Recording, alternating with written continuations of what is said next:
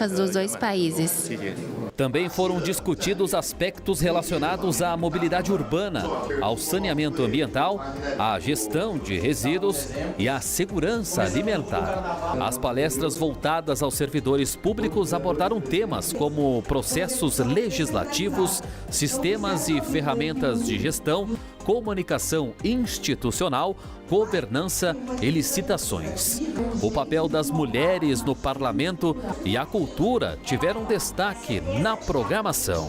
Hoje a gente tem a PNAB, né, que é a Lei Aldir Blanc, que vai tratar dos financiamentos na área da cultura para cada município do nosso estado. Então os municípios vão receber recurso, todos os municípios se cadastraram, então tem 100% dos municípios cadastrados para receber recurso e agora tem que fazer o plano de ação, né, para fazer com que chegue lá na ponta para os nossos artistas. Uma sociedade igualitária, uma sociedade sem violência, uma cidade onde não haja discriminação, preconceito, ela é boa para todo mundo. Nessa primeira edição do Conquista Tchê, a participação de deputados e deputadas estaduais e federais foi fundamental para esclarecer questões sobre os desafios do financiamento público junto ao Congresso Nacional e à Assembleia Legislativa. É em Brasília que estão os recursos e é lá que temos uma consciência e temos que ter a consciência que a vida das pessoas está nos municípios. É aqui que tem que chegar a política pública, é aqui que tem que chegar a saúde, a segurança e a educação. A gente tem algumas ações mais pontuais na questão da saúde, como foi o caso agora da ressonância ali no Hospital Geral,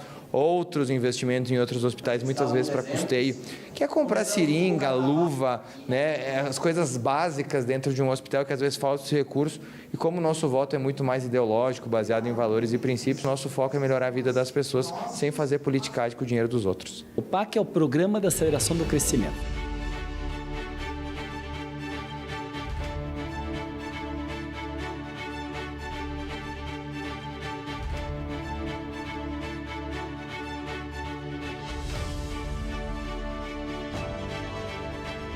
Participe das decisões que transformam a tua vida. Câmara Municipal de Caxias do Sul, a voz da comunidade. Olá, muito boa tarde para você que nos acompanha ao vivo aqui pela TV Câmara Caxias, canal 16 da NET, também nas redes sociais do Parlamento Caxiense. A partir de agora você acompanha a transmissão da TV Câmara Caxias sobre o Seminário Proteger e Educar Crianças e Adolescentes no Ambiente Digital. Esse seminário é organizado pelo Governo Federal e tem apoio da Câmara Municipal de Caxias do Sul. Para conversar um pouquinho sobre o objetivo desse seminário, eu já convido, por favor, o diretor do Departamento de Direitos da Rede e Educação Midiática, na Secretaria de Comunicação Social da Presidência da República, David Almansa. Muito bem-vindo aqui em Caxias do Sul para esse importante seminário. Muito obrigado, quero agradecer aqui a toda a população de Caxias, especialmente a secretária Marta da Educação, que nos recebeu, nos ajudou a articular esse processo, e a Câmara Municipal através do presidente Lucas. Pois bem, nós estamos percorrendo o Brasil apresentando essa publicação muito importante, que é o Crianças, Adolescentes e Telas, Guia sobre Usos de Dispositivos Digitais. Por que isso é importante, né? Nenhuma família brasileira foi orientada sobre quando se deve dar um aparelho celular de uso exclusivo para um adolescente. A gente começou a ter recentemente estudos que comprovam que o uso excessivo de telas tem prejudicado no desenvolvimento cognitivo, psicológico, motor de crianças. E a gente ainda tem todo um ambiente digital que ainda não é regulamentado no Brasil, que traz muitos riscos para crianças e adolescentes que acessam aplicativos que não são recomendados para a idade deles, mas que hoje, né, o Brasil inaugura um novo marco com a sanção pelo presidente Lula do PL 2628, né, conhecido como Estatuto da Criança e Adolescente Digital, o ECA Digital, que traz responsabilização para essas grandes empresas, que a gente chama de Big Techs, que permitem que conteúdos criminosos, ofensivos, permaneçam no ambiente digital ou até mesmo canais que permitem a organização para algum tipo de ataque criminoso.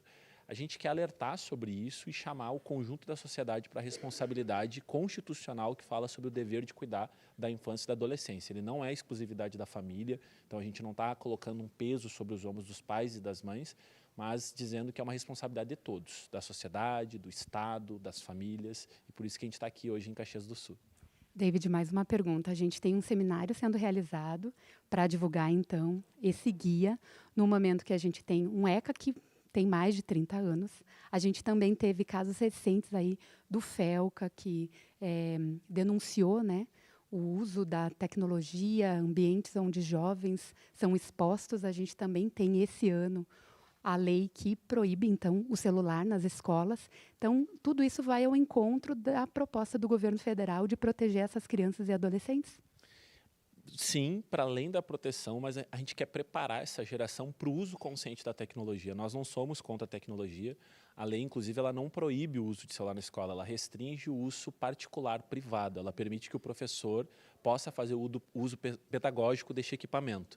Agora, onde que a gente está investindo? Na Estratégia Brasileira de Educação Midiática, onde a partir do ano que vem, todas as escolas da rede pública e privada de ensino básico vão ter que ter um currículo de educação digital e midiática. Então, neste currículo, nesta aula, os jovens vão aprender, e as crianças, o que é o algoritmo, qual é o modelo de negócio dessas plataformas, quais são esses diferentes meios, né, como essas empresas ganham dinheiro, que tipo de dados elas coletam e como eu, como um cidadão, posso fazer uso dessas diferentes mídias de uma forma em que eu não ataque os direitos de um conjunto da população, das mulheres, das meninas, porque a gente percebe também um aumento aí grande de casos de misoginia, de ódio contra as mulheres. Então a gente precisa trabalhar através da educação. Por isso o nosso público-alvo aqui hoje são gestores educacionais, para incentivá-los a fazer um currículo de educação midiática, né, que possa ser bem impactante e positivo a partir do ano que vem para a educação aqui de Caxias do Sul e da região. Muito obrigada pelos esclarecimentos. Tenho certeza que vai ser um ótimo seminário. Muito obrigada. Obrigado. Tchau, tchau. Tchau. Gente, então a gente deixa o convite, né, para que você acompanhe esse seminário. Lembrando que esse seminário é uma atividade do governo federal com o apoio da Câmara Municipal de Caxias do Sul, que tem cooperação com a Unesco e colaboração da Rede de Pesquisa em Comunicação, Infâncias e Adolescências. Bem, era isso. A gente super deixa o convite para que vocês acompanhem esse seminário Proteger e Educar Crianças e Adolescentes no Ambiente Digital. TV Câmara Caxias, a voz da comunidade. Boa tarde a todas e a todos. Sejam muito bem-vindas e bem-vindos ao evento Proteger e Educar Crianças e Adolescentes em Ambiente Digital. Uma iniciativa do Governo Federal por meio da Secretaria de Comunicação Social da Presidência da República, da Prefeitura de Caxias do Sul e da Câmara Municipal de Caxias do Sul. Estamos aqui hoje para debater uma questão polêmica e urgente no mundo contemporâneo: o uso de dispositivos digitais por crianças e adolescentes, um tema cada vez mais discutido diante dos desafios educativos, éticos e sociais envolvidos. Nesta tarde, nos dedicaremos a discutir os impactos das tecnologias no desenvolvimento biopsicossocial de crianças e adolescentes. Com a implementação, no início do ano, da Lei nº 15.100 de 2025, de restrição do uso de dispositivos nas escolas, a discussão sobre o uso de tecnologias digitais dentro e fora do ambiente escolar passou a ocupar um lugar central no debate público. O presidente Lula sancionou uma lei abrangente de proteção dos direitos de crianças e adolescentes na internet. É nesse contexto que serão apresentadas ações e orientações para proteger e educar crianças no ambiente digital. Entre as iniciativas estão a publicação Crianças, Adolescentes e Telas, um guia sobre o uso de dispositivos digitais como referência para ações de proteção online, e o guia Educação Digital e Midiática, como elaborar e implementar currículos nas escolas. Este evento busca apresentar e discutir recomendações para profissionais e para famílias sobre as melhores formas de lidar com a presença de tecnologia na vida das crianças e adolescentes. Além disso, pretende reforçar o compromisso com a implementação da educação digital e midiática no currículo escolar até 2026. E para darmos início a este importante encontro, convidamos para compor a mesa principal o presidente da Câmara Municipal de Caxias do Sul, vereador Lucas Carinhato, que já está, o diretor do Departamento de Direitos na Rede e Educação Midiática na Secretaria de Comunicação Social da Presidência da República, David Alamansa,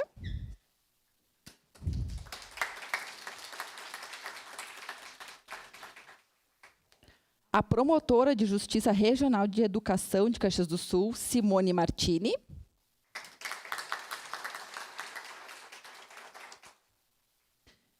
a vice-coordenadora da União Nacional dos Conselhos Municipais de Educação do Rio Grande do Sul, Silvana Silveira.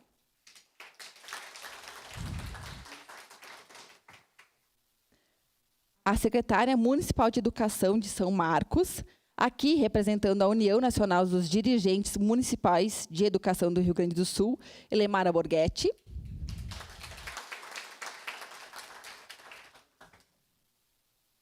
A secretária municipal de Educação de Caxias do Sul, Marta Fattori.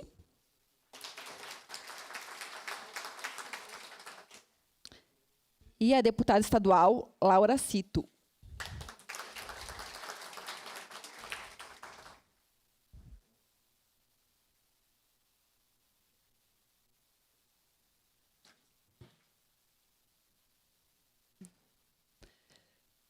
Também registramos as autoridades que simbolicamente fazem parte da mesa. Presidente da Fundação de Assistência Social, Mauro Troian. Vice-presidente do Conselho Municipal de Educação de Caxias do Sul, Tayana Zaltron Dalepiani. Representando a deputada federal Denise Pessoa, Maite Corlatti. E gerente do Centro de Ações Preventivas da Guarda Municipal, Milene Lopes Calegaro. Neste momento, convido os presentes para, em posição de respeito, acompanharmos a execução do hino nacional brasileiro.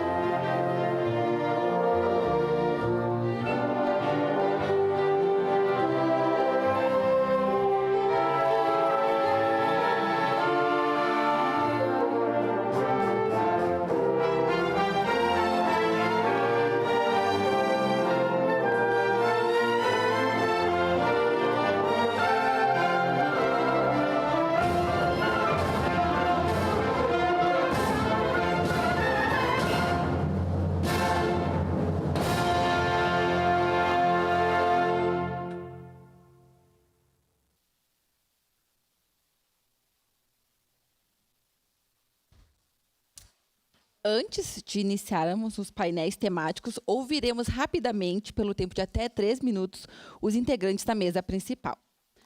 Para essa saudação inicial, o presidente da Câmara Municipal de Caxias do Sul, o vereador Lucas Carenhato. Boa tarde a todos e a todas.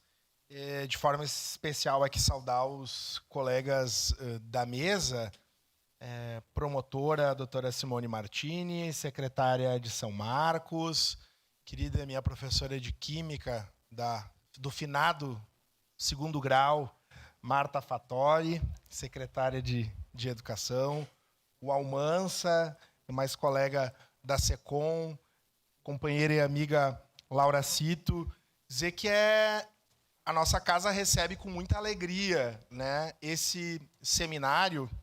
E ontem à tarde eu estava visitando 2 escolas. Eu fui no San Genaro e no Érico Cavinato. E lá no Érico Cavinato eu encontrei a minha colega de ensino médio, Daniela Piccoli, que é prof de educação física, e me pediu se eu estava com saudade das crianças.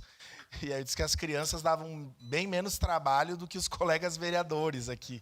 Mas em que pese a brincadeira, tenho saudade, sim, da escola. Fazem 5 anos, né, que eu não estou mais em sala de aula, em razão aqui da Câmara. E esse processo todo do mundo digital foi evoluindo e está presente e atravessando a vida de todos os nossos estudantes, dos profissionais da educação. A vocês que nos visitam, que não são aqui de Caxias, nós, no início desse ano, no dia 1º de abril, essa casa estava lotada e colegas professores e professoras, diretores e diretoras e profissionais da educação choravam e cobravam, exigiam ações urgentes diante de quase um homicídio de uma colega professora, que não se recuperou ainda e provavelmente não se recuperará de um brutal ataque que sofreu aqui na nossa cidade. E pelas investigações da Polícia Civil, muito possivelmente um dos espaços em que foi organizada aquela ação foi pelo mundo digital, né? Para citar uma questão só. Todo mundo me conhece daqui, sabe, por exemplo, a nossa luta do antirracismo, né? Como contra qualquer tipo de discriminação. E o mundo digital, é um ambiente que, por ser uma terra sem lei, né? Em todos os nossos lugares nós temos leis e mediações. A escola é um espaço de mediação. E, infelizmente, o ambiente digital, na maioria das vezes, não é. Então, acho oportuno e necessário que a segunda maior rede, quando falamos do município, mas não só o município, né? A rede pública estadual, a rede privada, que nós pensar nesse tema, evoluir. Eu lembro que na legislatura passada, doutora Simone, nós nos deparamos com um caso, esses grupos neonazistas, que são eventualmente desbaratinados por investigações, e nós aqui na cidade acabou pipocando, ano passado, várias suásticas. Eu lembro lá na região do São Caetano, na UBS, ali do lado do Arnaldo Balvê, inclusive com o QR Code dos grupos que davam lá na Deep Web. E aí, quando a gente fala de Deep Web, a gente não entende absolutamente nada. E vira e mexe lá nas nossas escolas, a gurizadinha está lá. Enfim, todos esses caminhos, essas cercanias das redes sociais, seja no mundo ou no submundo, né? Então, é muito legal. Eu e o vereador Rafael, o vereador Petrini, estivemos em Brasília. Lembro, o Almansa nos recebeu lá no Palácio do Planalto e pensávamos nessa atividade, e que bom que ela está se concretizando hoje. Agradeço, vejo vários dos colegas profs da rede que estão diretores e que estão aí com as cabeças baratinadas de trabalho, pensando nos prof, na CAGE, na planilha, na prestação de contas, mas que estão aqui. Então, agradecer a presença de vocês, e certamente vai ser uma tarde agradável e de muitos desdobramentos que precisam acontecer, seja da nossa competência enquanto rede, e me coloco porque sou professor, né, do judiciário, dos outros entes federados e dos outros poderes. Então, a casa está aberta à disposição para esses e outros debates, outros seminários ainda que devem acontecer no sentido de ampliar e reverberar isso. Muito obrigado, David, ao governo federal, parceiro. Por fim, essa não é uma pauta. Hoje de manhã alguns colegas me questionavam, mas não, isso não é uma pauta de governo nenhum, essa é uma pauta do Estado, da sociedade, que nós precisamos abraçar com unhas e dentes. Eu reconheço, secretária Marta, o seu empenho e a sua abertura para a gente ter esse momento aqui. Muito obrigado.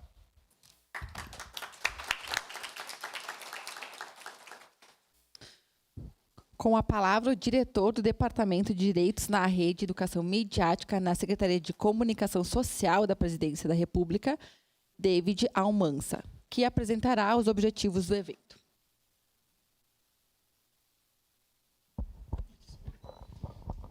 Muito boa tarde, pessoal. Aproveitar que a gente está no número mais confortável, queria propor que a gente pudesse fazer um diálogo. Nós queremos ouvi-los também aqui nessa tarde, né? Então, vou começar aqui pelo protocolo, mas já queria adiantar que nós queremos ouvi-los sobre a realidade de Caxias e da região aqui da Serra, para que a gente possa retornar para Brasília com essa perspectiva que vocês têm dos desafios da educação aqui na região.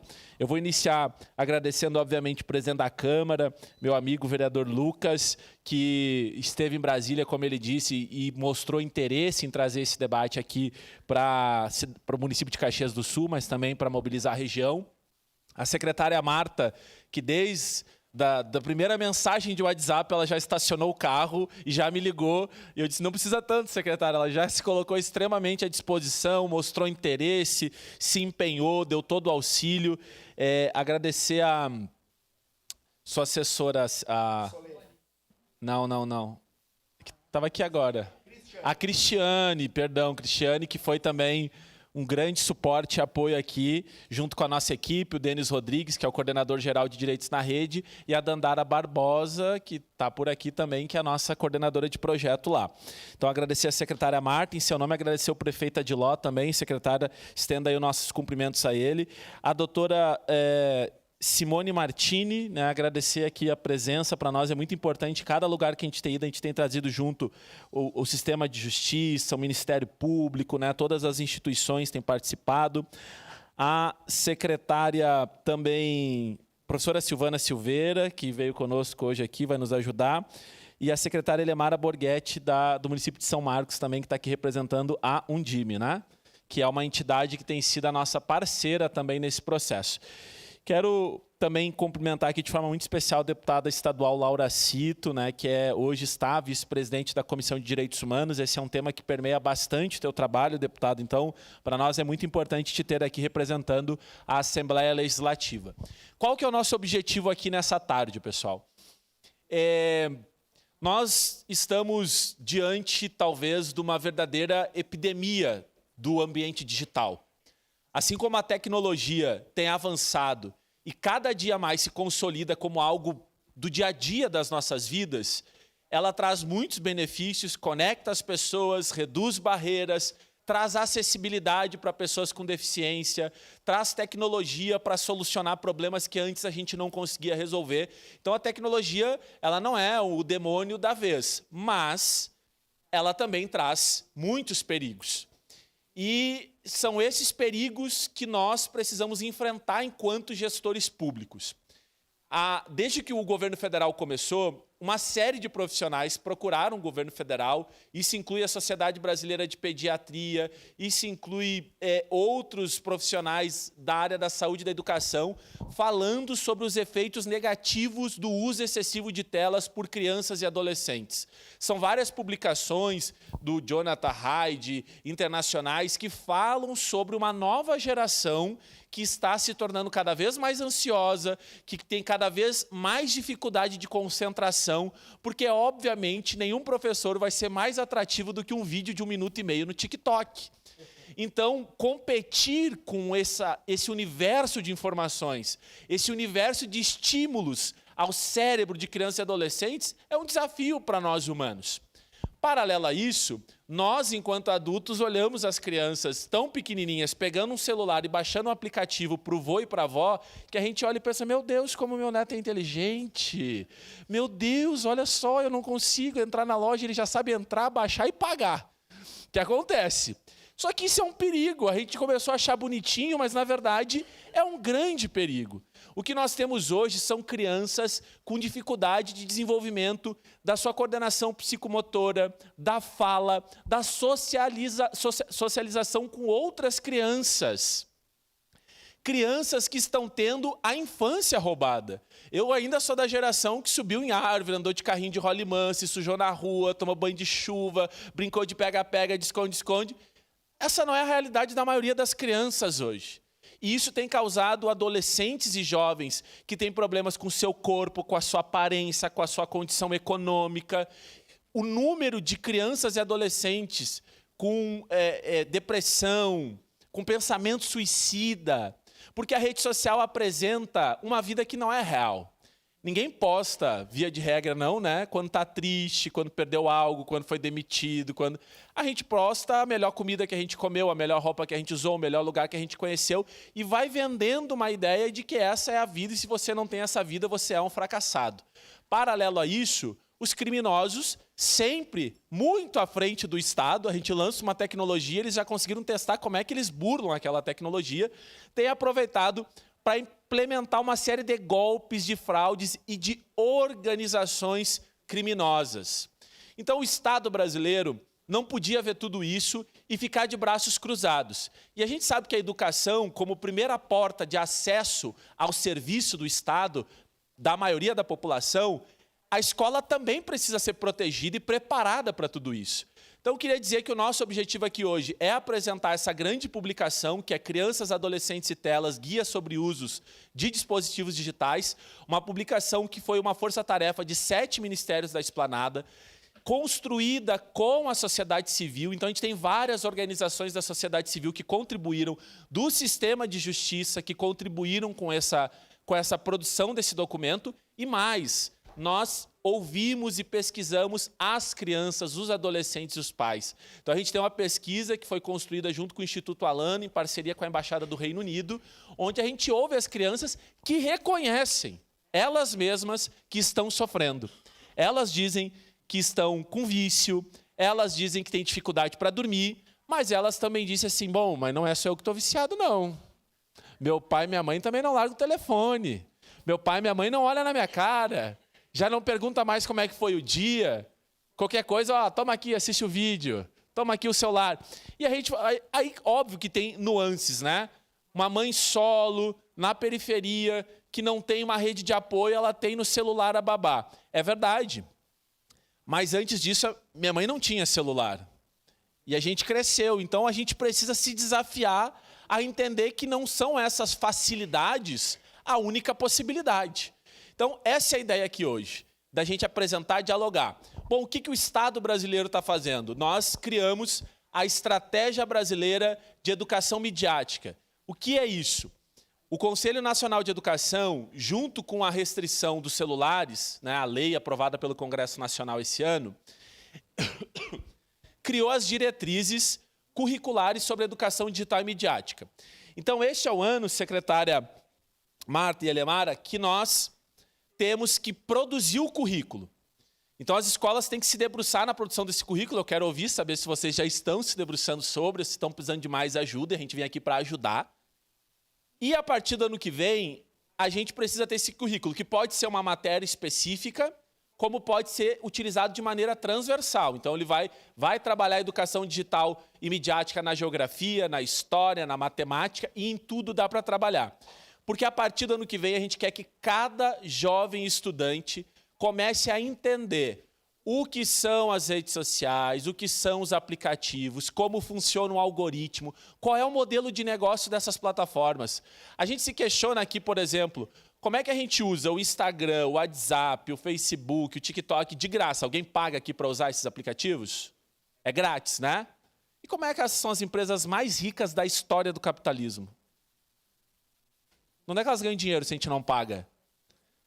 Alguém passou pela vitrine de uma loja, chegou em casa e falou, bah, tô precisando de um sapato novo, achei um tão bonito. Entrou no Facebook, pá, propaganda de sapato, sapato, sapato, sapato. Preciso comprar uma bicicleta, propaganda de bicicleta, bicicleta, falando. Ou fez uma pesquisa e só aquilo ali, toda hora. Entrou em qualquer lugar e aquela publicidade. Eles coletam os nossos dados 24 horas por dia. Hoje, uma Big Tech conhece mais o seu filho do que o pai e do que a mãe. Ela sabe quando ele está triste, porque ela sabe que tipo de conteúdo ele viu, que tipo de música ele ouviu, se está feliz, se está gastando dinheiro, o que está projetando, se está feliz com o corpo, se não está. Todos esses dados armazenados significam muito dinheiro e vendem publicidade direcionada, inclusive para crianças e adolescentes.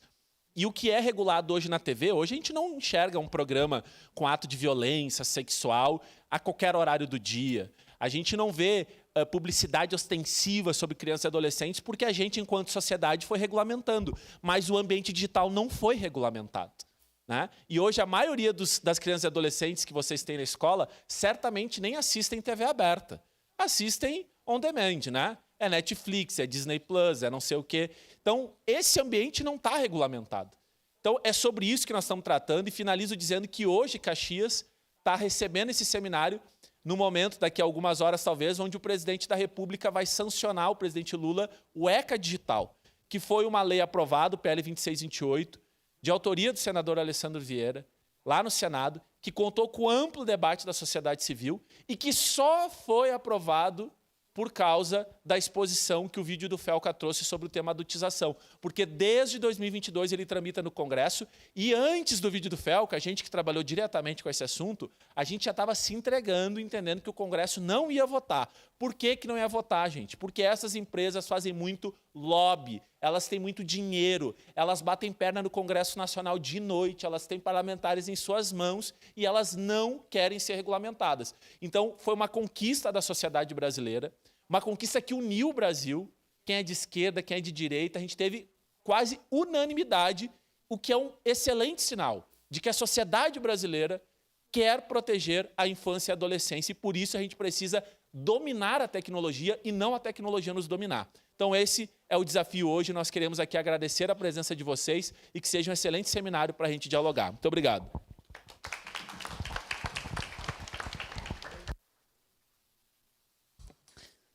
Agora passaremos a palavra à secretária municipal de Educação de São Marcos, aqui representando a União Nacional dos Dirigentes Municipais de Educação do Rio Grande do Sul, Elemara Borghetti.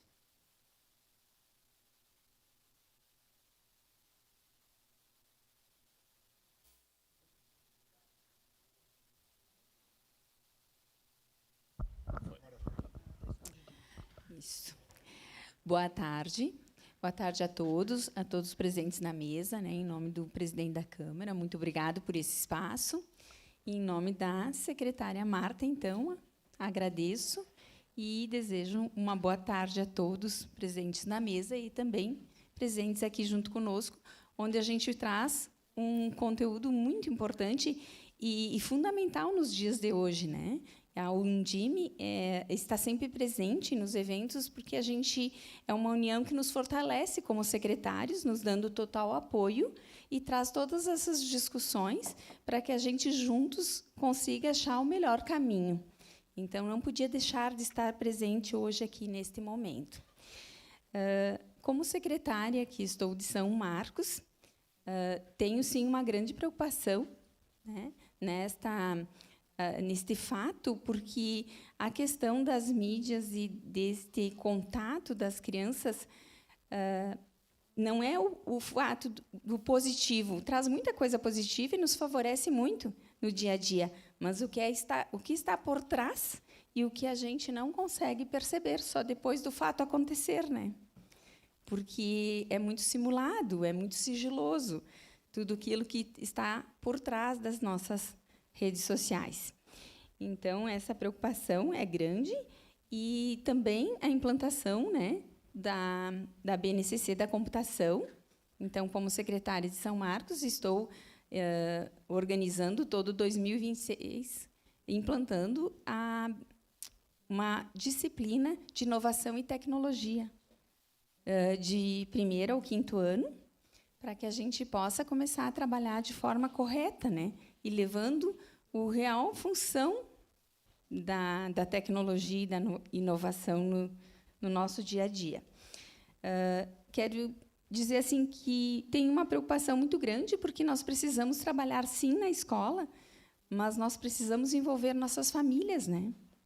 Porque existe um problema muito linkado ao dia de hoje, o descaso que nossos pais fazem entregando um celular, entregando um tablet para seus filhos, para ocupar o tempo, para dar tempo a eles a fazer outras coisas no dia a dia.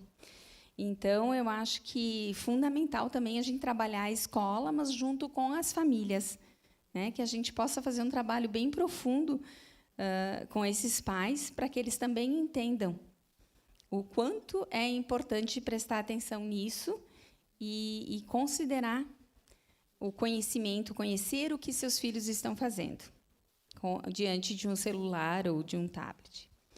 Então, estamos ansiosos, né, por essa tarde, acho que vai ser bem proveitosa e que a gente possa, sim, fazer essa troca de experiência e levar daqui algumas mensagens e ter um foco, né, para que a gente possa realmente, da melhor forma, conduzir essa implementação da BNCC Computação e também evitar problemas futuros. Então, muito obrigado pelo espaço.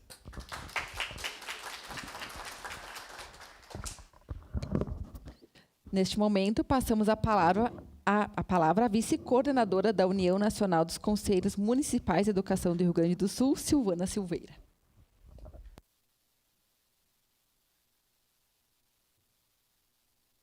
Boa tarde a todos. Cumprimento o vereador Lucas, presidente dessa Casa Legislativa, secretário municipal de Educação, e assim cumprimento as demais autoridades da mesa.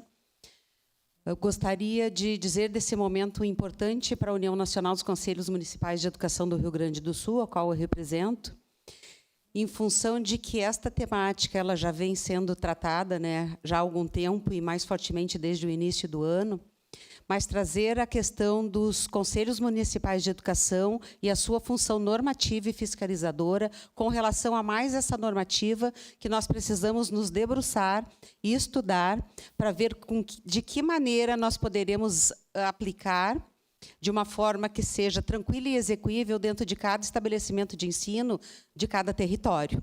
Então, pensarmos sobre o uso dos dispositivos digitais e mais todo o arcabouço da BNCC Computação que nós precisamos trazer para dentro dos espaços escolares, nós precisamos de uma normativa forte e potente e que seja, de fato, execuível dentro das escolas. Não adianta pensarmos em possibilidades que não são possíveis de executar no cotidiano escolar. E para que o trabalho de todos os conselhos, eu sei que tem conselheiros municipais de educação aqui, sempre nos tranquiliza a presença do Ministério Público, e cumprimento de forma muito especial a doutora Simone, que já nos encontramos nesta semana, e dizer que sempre para os conselhos municipais de educação, no que tange a parte de fiscalização, a importância que é e a segurança que nos dá de podermos pautar toda e qualquer normativa que não esteja sendo aplicada no município, com o Ministério Público, porque é ele que nos fortalece, é ele que muitas vezes garante que a política pública chega nos diferentes espaços escolares. Há um que ainda neste ano já publicou uma orientação sobre o uso dos dispositivos digitais para auxiliar justamente os conselhos municipais de educação na produção das suas normas. E com este guia, ainda mais precisamos estudar e ver todo este material que traz, e todo este conteúdo trazido pelos guias, para que eles façam parte também das nossas normativas e no cotidiano de todas as escolas de todo o país. Essa é a grande verdade. Uma boa tarde de trabalho a todos, que seja uma tarde bastante proveitosa e, sim, cheia de expectativas e aprendizados e possibilidades. Muito obrigada.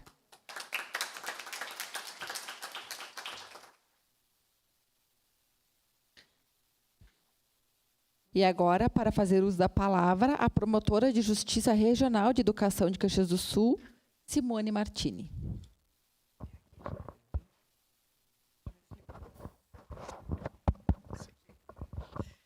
Boa tarde a todos e todas.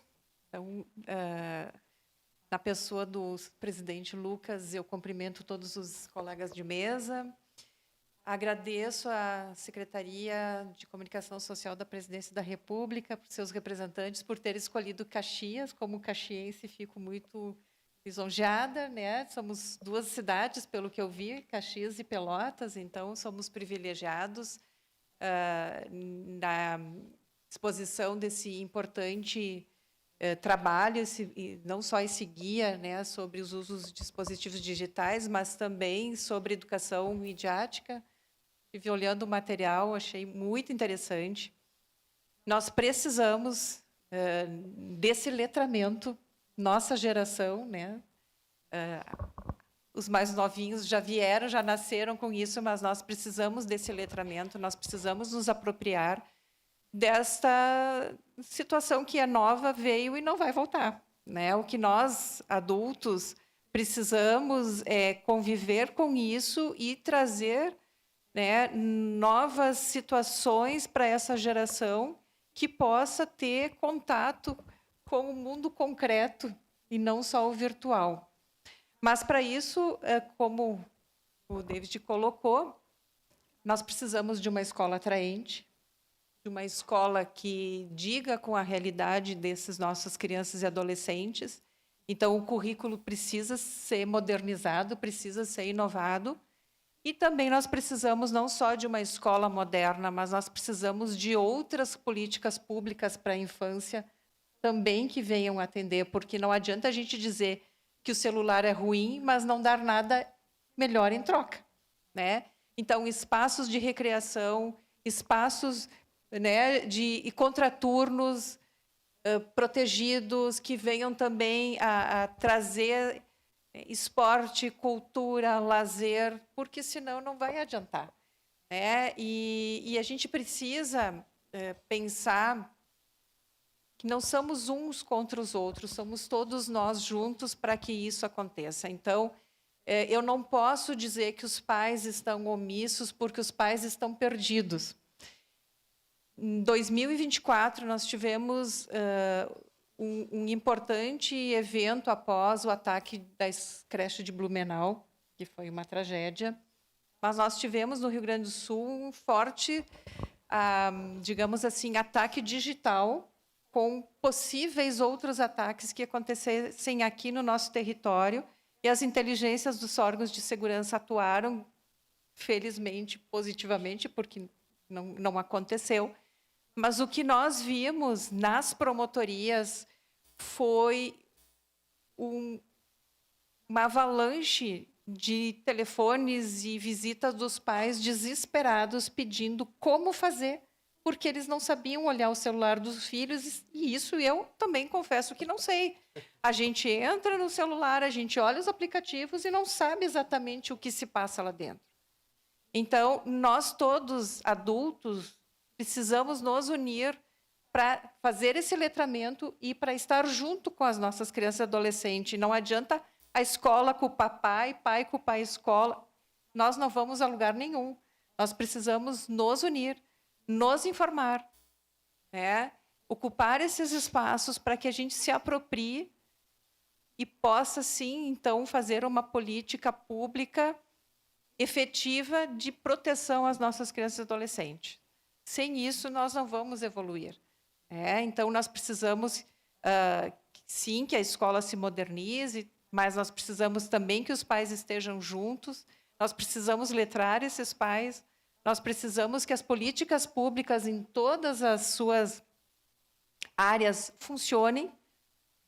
Então, não adianta eu ter uma escola ótima num turno e no outro turno eu deixar essa criança, esse adolescente abandonado em casa, né, a toda essa vastidão, esse universo digital que a gente desconhece, né? Então, eu fico muito feliz da gente estar nesse momento tendo esse aporte técnico, né? Mas eu quero dizer que nós precisamos todos estar falando a mesma linguagem para esses jovens entenderem que nós, adultos, estamos, sim, conscientes do nosso dever de proteção. O que eu tenho visto nas promotorias também é um adoecimento psíquico absurdo. E aí também nós temos uma falta de política pública de saúde mental, e as escolas sozinhas não dão conta. Nós precisamos também que a área da saúde venha dar esse suporte às escolas, porque o adoecimento mental é grave. Nós temos casos de crianças em internação psiquiátrica quando os pais tentam fazer alguma ação para tirá-las das telas, elas entram em surto. Acolhimentos institucionais também por conta disso, coisas que não apareciam há 2 anos atrás. São 11 anos que eu estou na Promotoria Regional de Educação, e nesse período eu sou substituta de tabela da Promotoria de Proteção. Após a pandemia, especialmente após a pandemia, é intenso o que a gente tem recebido por conta de uso né, excessivo de telas, e essa tentativa de retirada abrupta tem sim causado algumas questões de abstinência e entram em surto, conflito familiar, que leva ao acolhimento institucional de adolescentes. É isso que a gente tem percebido. E com relação aos ataques virtuais, vamos dizer assim, a esse submundo que o presidente Lucas falou antes, né, da violência extrema, o Ministério Público do Estado do Rio Grande do Sul, num projeto pioneiro, criou o NUPV, né, que é o Núcleo de Prevenção à Violência Escolar. Nós já tivemos 3 vezes em Caxias, com o colega Fábio, fazendo também a capacitação, né? Claro que ele tem um viés muito mais na área criminal, porque ele já está no final, né? Na parte que realmente produziu verdadeiros estragos na vida das pessoas, mas sim, hoje os crimes, não só envolvendo crianças e adolescentes, mas os crimes migraram do mundo concreto para o mundo virtual, né? E nós todos temos que preparado para isso. E nós também somos vítimas, né? Não podemos dizer que só nossas crianças e adolescentes, nós todos somos vítimas e precisamos nos letrar. Por fim, eu só quero até aproveitar e fazer um convite, dia 9 de outubro, a Rede de Apoio à Escola de Caxias do Sul, né? Simone, a professora Adriane está aqui também, que faz parte da nossa RAI. Todos os meses a gente faz um encontro no Ministério Público para falar sobre diversos temas da educação. E há 6 anos a gente tem, esse vai ser o 6º ano, tem feito a jornada de saúde mental nas escolas, e esse ano o tema escolhido foi o uso excessivo de telas. Né? Esse foi o tema, então estaremos junto com neurologistas, com psiquiatras, com psicopedagogas, pedagogos, falando um pouquinho desse uso excessivo de telas, os impactos que esse uso traz na saúde mental das crianças e adolescentes, e talvez tentar juntos ver algumas medidas possíveis. Então veio tudo, né, a calhar com esse tema, que realmente é um tema que é caro, é necessário, é emergente, né? A gente precisa realmente trazer isso para dentro das escolas, letrar os professores, que também não são dessa geração, né? A maioria é de uma geração analógica que não consegue se apropriar da tecnologia, mas a gente precisa sim trabalhar, inclusive com etiqueta digital, né? Porque a gente vê, é uma terra sem lei, mas existe a legislação. A gente tem que impor essa legislação, mesmo que ela não seja a melhor possível. A gente tem falta até de tipos penais, né? Trabalhando com a violência extrema, a gente chega lá e cadê o crime para isso? Ele é brando, muitas vezes fica numa ameaça. Então, assim, o Congresso tem muito para trabalhar, tem muita coisa que precisa ser feita, mas a gente vai trabalhando com o que tem. Então, eu quero dizer que fico muito feliz da gente estar aqui hoje reunidos para tratar desse tema que é tão importante. Então, muito obrigada pelo convite.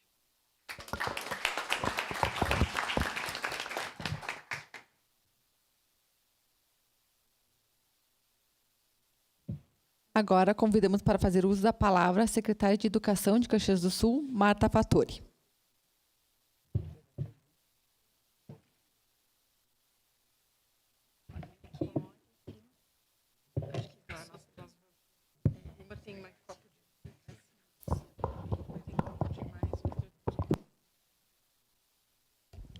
Muito boa tarde a todos.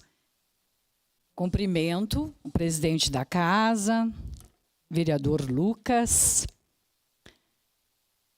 meu amigo também de longa data, meu aluno. Cumprimento também, neste momento, a nossa promotora, a Simone, companheira aí para a gente evoluir em várias coisas aí. Eu agradeço muito a presença, a secretária de São Marcos, o nosso querido David, que já conversamos várias vezes, para nós estarmos, né, juntos neste momento. A deputada, muito prazer, que bom, já saiu um convite aí para ela estar conosco, dia 25 e 26, aí que nós temos o nosso seminário do Herer. e com certeza ela vai estar presente. Gostaria de cumprimentar também, né, a nossa conselheira aqui, né, a Silvana. Prazer estar aqui. Queridos diretores que estão aqui, professores, equipe da SMED, o presidente da FAS, enfim, a nossa adjunta, a nossa equipe toda que está aqui, e também das escolas particulares que nos atenderam e estão aqui, porque esse assunto abrange a todos, não é? Quanta coisa a gente pode trabalhar. Logo que foi lançado, e aqui também eu agradeço em nome do nosso prefeito, Adilóide Domênico, que não pôde estar aqui hoje, mas trago aqui o abraço do nosso prefeito também. Dizer para vocês que é uma honra estar aqui. Logo que foi promulgada a lei da proibição, né, enfim, da orientação de proibição dos celulares, nos reunimos com a equipe dos diretores da rede estadual e juntos, em equipe, né, nós fizemos um regulamento e que deu muito certo, né, diretores? Está funcionando até hoje. Como nós vamos e quando nós vamos permitir o uso do celular na escola? Mas vai muito além dos celulares. Então, este momento, caro David, é um momento de reflexão e de juntos decidirmos muitas coisas, né, e principalmente no olhar da BNCC. O que nós vamos fazer, né? A nossa equipe já está em estudo, nós já temos, né, uma disciplina que é a Tecnomídias, na rede, né? Mas nós vamos estar estudando para 2026, com certeza, para atingir todo o ensino fundamental. E queria dizer assim que é uma honra estar aqui, representando a Rede Municipal de Ensino, que a educação infantil e ensino fundamental, nós temos 132 escolas, somando 47 mil alunos. Acho que é a segunda maior rede do Estado. E é um compromisso. E esse compromisso é de todos nós. E juntos nós vamos chegar naquilo que queremos. Alunos na escola, aprendendo e se encaminhando para a vida. Para falar de um tema tão necessário como proteger e educar nossas crianças e adolescentes no ambiente digital. É por isso que nós estamos aqui hoje. Vivemos em um mundo conectado, onde as telas fazem parte dia a dia dos nossos estudantes e de suas famílias também. E que também, como disse a promotora, não sabem lidar muito bem com isso. Nós lançamos este ano, a partir de junho, o projeto Educação, Família e Escola, onde este item ele é muito falado em todas as nossas reuniões mensais com os pais, chamando a atenção, inclusive, né, que doutrinem os filhos e dão um tempo para o uso do celular. E a gente sabe muito bem que quem usa celular depois das 7, né, para o nosso olho é complicado. Ele emite a luz ultravioleta que diz, ó, já é dia de novo. E aí depois não consegue mais dormir, né? Então isso é muito complicado. Este evento é muito especial também porque traz para nós, que se chama Crianças, Adolescentes e Telas, Guia para Usos de Dispositivos Digitais, um material que nos ajuda a pensar o uso de dispositivo digital com equilíbrio e segurança. Ele nos mostra que educar no mundo digital não é apenas ensinar tecnologia, mas também ensinar cuidado, respeito e proteção de direitos. Nossa rede municipal vem trilhando este caminho, alinhando as tecnologias de forma pedagógica, juntamente com as coordenações e os professores. E hoje, com muito orgulho, apresentamos um caso de uma de nossas escolas, a Escola Municipal de Ensino Fundamental Professora Esther Justina Troian Benvenuti, representando a nossa rede municipal a usar os recursos digitais para inovar na prática pedagógica. Então, nós temos aqui o professor orientador e as nossas alunas que logo mais irão apresentar. Este encontro é um convite rumo à implementação do currículo de educação digital e midiática e também garantir que nossas crianças e adolescentes estejam protegidos e preparados para atuar no mundo digital, com autonomia, responsabilidade e também uma educação que forma cidadãos conectados e conscientes. Agradeço a todos, os organizadores, por essa iniciativa tão relevante para a educação e para a sociedade. Muito obrigada.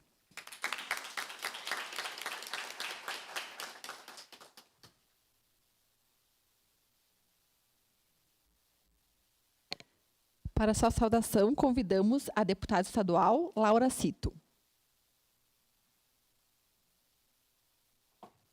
Boa tarde a todas, todos. Quero aqui cumprimentar o nosso presidente da Câmara, vereador Lucas, meu querido amigo. Cumprimentar aqui o nosso diretor, David Almança, parabenizar pela excelente trabalho, a equipe também, de um tema tão pertinente de poder rodar o Brasil, né, levando essa reflexão e um instrumento tão potente, né, que a gente pôde produzir no governo federal, né. As nossas secretárias, secretária Marta, já vou aqui organizar minha agenda para estar aqui com vocês, né, tão importante o compromisso da gestão pública em fazer com que a gente possa implementar a Lei 10.639 aos 1.645. A gente sabe que é um grande desafio, depois eu vou falar um pouquinho mais sobre ele. Se a gente não tiver o compromisso, né, da gestão, fica muito mais difícil a gente ultrapassar ele, né? A secretária Eleamara também, a promotora Simone, minha querida amiga Silvana também, cumprimentar aqui representando a participação social. Pessoal, estou hoje presidi a Comissão de Direitos Humanos da Assembleia os 2 primeiros anos dessa legislatura e agora estou como vice-presidente. Eu estava ouvindo aqui as saudações iniciais, estava pensando, nossa, eu sou a deputada mais jovem do Rio Grande do Sul, estou com 33 anos. Eu ainda faço parte de uma geração que, quando começou a massificar os computadores e a internet, né? Quando eu digo massificar, é quando o pobre, o trabalhador, pôde ter, né, um computador em casa, uma internet ainda que discada. A minha mãe solo, trabalhadora doméstica, eu lembro quando a minha mãe comprou em 12 vezes um computador Positivo, Lucas. E a gente só podia entrar na internet no sábado, porque era pelo pulso do telefone que pagava a internet. E a minha mãe comprou aquele computador em 12 vezes porque ela tinha certeza que se nós tivéssemos um computador em casa, sou eu e mais uma irmã, né, a minha irmã ia poder se preparar para o vestibular e eu ia poder ser mais inteligente e aprender alguma coisa. Ela não sabia exatamente o que, mas eu ia poder aprender várias coisas que iam ser muito úteis. E é verdade. De fato, os instrumentos tecnológicos permitem com que a gente possa acessar vários mundos, né? Mas nós temos um grande desafio no Brasil, né? Um país que não se letrou completamente e entrou no mundo digital.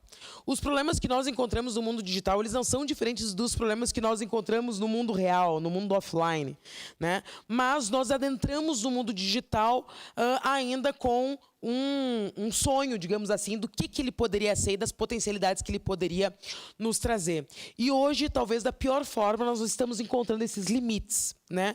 E encontrando que, inclusive, um adolescente, um pré-adolescente que estava indo até a praça escura, se nós fôssemos até lá, nós poderíamos recolhê-lo. Mas na internet nós não sabemos, né? Teve a apreensão do maior predador sexual do Rio Grande do Sul, cerca de 1 mês, 2 meses atrás, mais de 700 vítimas até o momento, né, em Taquara, e ele era um predador sexual via redes sociais, com perfis falsos, se conectava com as meninas como se ele tivesse a mesma idade e, a partir dali, desempenhava um conjunto de violências, de chantagens, etc., etc., né? Esse é um caso, mas nós não sabemos quanto nós temos, seja na Deep Web, seja em instrumentos como o Discord. Portanto, nós, além de ter instrumentos como o ECA Digital, guia de telas, a proibição, todo mundo brincou bastante com o áudio da menininha, da da 5ª série dizendo agora o Lula assinou uma lei que eu não posso mais usar o celular, né? Todo mundo viu o reflexo nas crianças também se perguntando o que seria isso, mas é importante que, combinado com isso, nós também consigamos avançar nos currículos escolares, né, sobre a aplicação das leis, né, que possam garantir uma melhor educação do ponto de vista do acesso aos direitos humanos. As crianças dominarem, as crianças e adolescentes dominarem os seus direitos, né, dominarem os perigos e pensar numa sociedade que seja mais humanizada para o trato entre as relações. Eu trouxe aqui as que me sobraram, que a gente sai em roteiro da Assembleia, os materiais vão ficando pelo caminho. Vou pedir depois para a assessoria deixar com vocês. Nós produzimos pela Comissão de Direitos Humanos uma cartilha de educadora antirracista para a aplicação da Lei 10.639, porque a gente tem a compreensão que só quando os educadores estão, por isso que farei um esforço, secretária, para estar aqui com vocês, né? Só quando os educadores estão preparados e convencidos da importância dessas políticas que nós conseguimos, de fato, ter efetivação disso, seja no dia a dia na sala de aula, seja em outro padrão das relações sociais dos nossos alunos e alunas. Na Comissão de Direitos Humanos, nós tivemos, no final de 2023, um caso que nos chamou muita atenção, que era de uma mãe, educadora também, que foi até a comissão porque ela não sabia como agir, porque os colegas do filho dela, de 9 anos de idade, tinham simulado um açoitamento no pátio da escola. E as crianças são crianças, elas não podem responder criminalmente, né, por racismo, por injúria racial, não podem, né, corretamente, né? Eu defendo que elas continuem sem poder, né? Mas como que a escola estaria preparada para lidar com isso? Como que a escola trataria? Foi aí que a gente teve a ideia de, juntando vários casos, nós vermos as questões mais nevrálgicas que apareciam na comissão, tanto de Direitos Humanos quanto na Comissão de Educação da Assembleia, para que nós produzíssemos um material que pudesse auxiliar, né, as coordenadorias de educação, os diretores e diretoras de escola, a poder trabalhar a aplicação da lei. E eu acho que são instrumentos como esse, assim como aqui vamos ter a apresentação do guia, que nós precisamos avançar.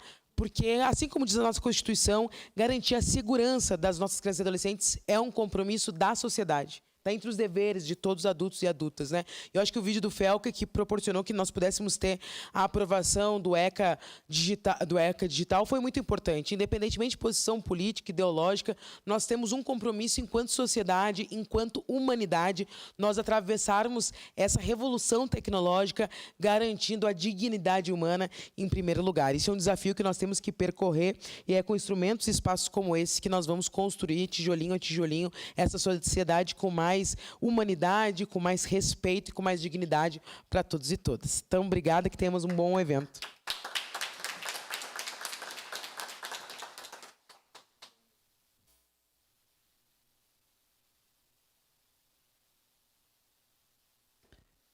Ao agradecer pelas manifestações, convido os componentes da mesa principal para uma foto oficial antes de retornarem aos seus lugares na plateia.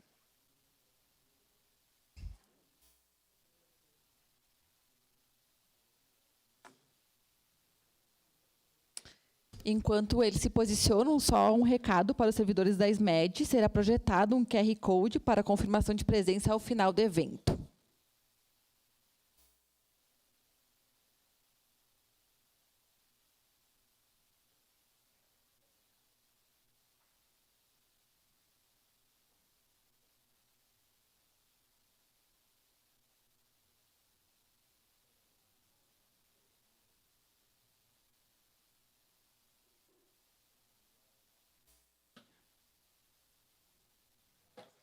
Sim, desfaz a mesa.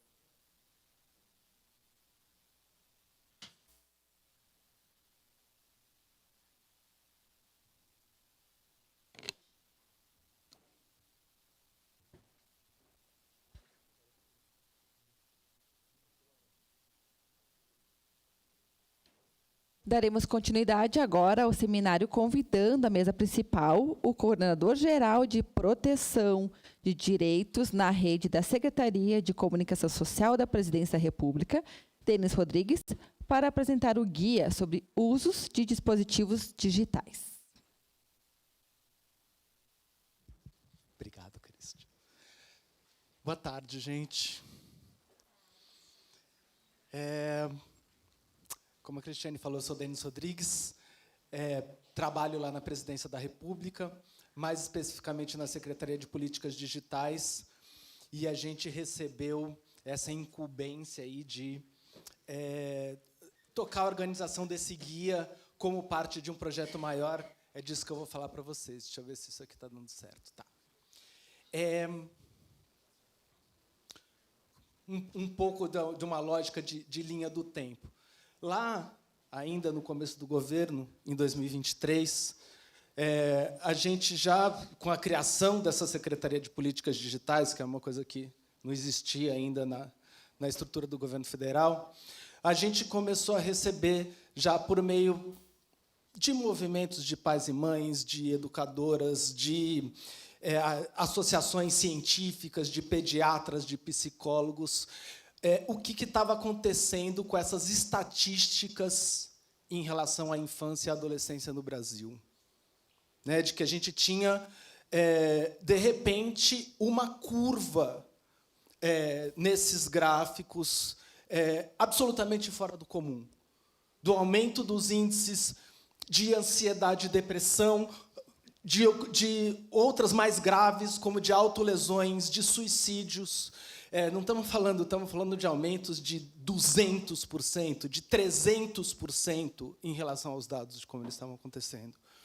E não só desses índices em relação à saúde mental, mas outros em relação à saúde física mesmo, de miopia, de problemas de sono, de problemas de cognição.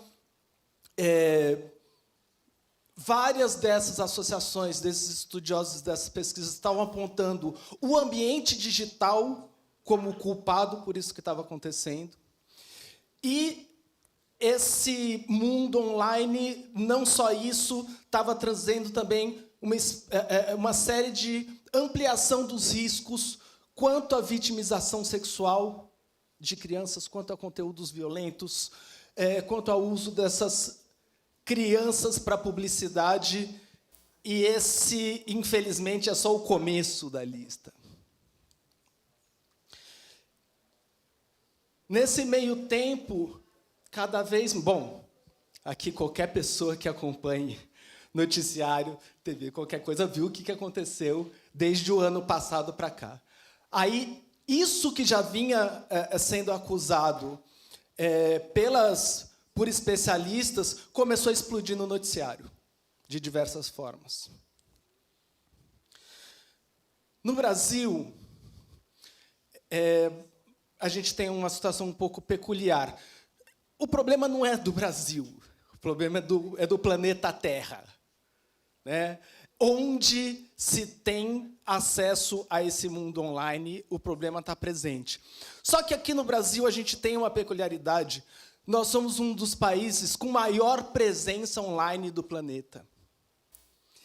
E, especialmente, com uma presença online maciça de crianças e adolescentes.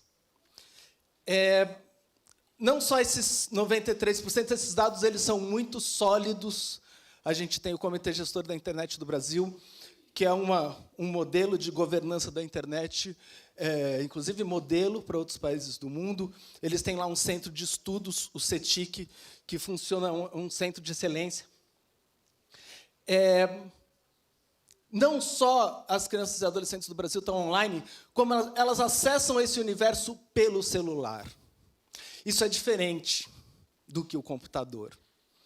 O celular ele é um canal especialmente individual de você estar online. Para as pessoas mais jovens, talvez isso seja até difícil de visualizar. Mas é isso, para aqueles de nós um pouco mais velhos, sabe o quanto que isso é recente? Né? Essa coisa que você vai ali para aquele mundinho e é com aquele mundo que você está se relacionando. Às vezes as pessoas podem estar no mesmo lugar, só que é só o corpo delas que está nesse mesmo lugar. Porque mentes e corações estão em cada lugar de onde essas big techs, essas empresas querem te colocar. É um pouco sobre isso que a gente precisa conversar. E tem esse outro problema do Brasil também. Crianças e adolescentes têm celulares, que não é uma realidade no mundo todo. Em parte por causa dessa obsolescência da coisa de que o celular é feito para quebrar logo, e quando ele passa a ficar um pouco quebrado, o adulto tem que comprar outro, o que ele faz com o velho? Passa para a criança. Estamos aprendendo agora que isso é uma tragédia. Aqui uma estatística que a gente recolheu, junto do Instituto Alanda promoveu essa pesquisa, junto com a Folha de São Paulo, no segundo semestre do ano passado. Essa percepção do problema com as crianças e adolescentes, ele é uma percepção da população como um todo. De pais e mães, de pessoas que não têm filhos, todo mundo percebeu que a coisa está muito grave. Então, aí no entorno de 90%, as pessoas entendem que as empresas fazem pouco para proteger as crianças, né, as big techs, as ditas big techs, que as crianças estão ficando viciadas no mundo online, que elas têm grande dificuldade de se defender sozinhas do que está acontecendo, de que os conteúdos não são adequados para a idade e de que falta apoio das empresas às famílias para que elas também possam reagir. Pois bem, na verdade, os 2 primeiros passos que fizemos lá na Presidência da República foi abrir um processo de consulta pública, como se chama. O governo do Brasil, não sei se aqui o governo do Rio Grande do Sul, imagino que sim, que já há alguns anos, inclusive, a gente tinha o Rio Grande do Sul como uma referência de governo participativo, não sei como é que isso está hoje. O governo federal tem um site que chama Brasil Participativo, onde todas as questões relacionadas a políticas públicas que estão sendo construídas, elas são colocadas nessa plataforma online para que as pessoas possam opinar. A gente abriu uma consulta pública e criou um grupo de trabalho envolvendo alguns dos ministérios mais envolvidos, envolvendo os ministérios que teriam mais atribuição, a atribuição mais visível no problema, como ele estava se dando, convocando representantes do sistema de justiça, não reclame sobre a ausência do Ministério Público, foi também uma questão que colocada ali para a gente, não dava para a gente colocar todo mundo, porque esses grupos ficam disfuncionais se a gente põe muita gente, e uma série de representantes da sociedade civil, de associações de profissionais médicos e outros. Então, lá em 2023, a gente abriu a consulta pública e o grupo de trabalho. No começo do ano passado, começamos as atividades do GT e abrimos um projeto específico de escuta de crianças e adolescentes a respeito do que estava acontecendo, e também de familiares e educadoras. No segundo semestre, fizemos esse processo de redação do guia e lançamos no começo desse ano, em março. Tem um vídeo, não estava dando certo a gente colocar aqui no sistema da Câmara, deixa eu pedir para o pessoal aqui da equipe colocar o videozinho.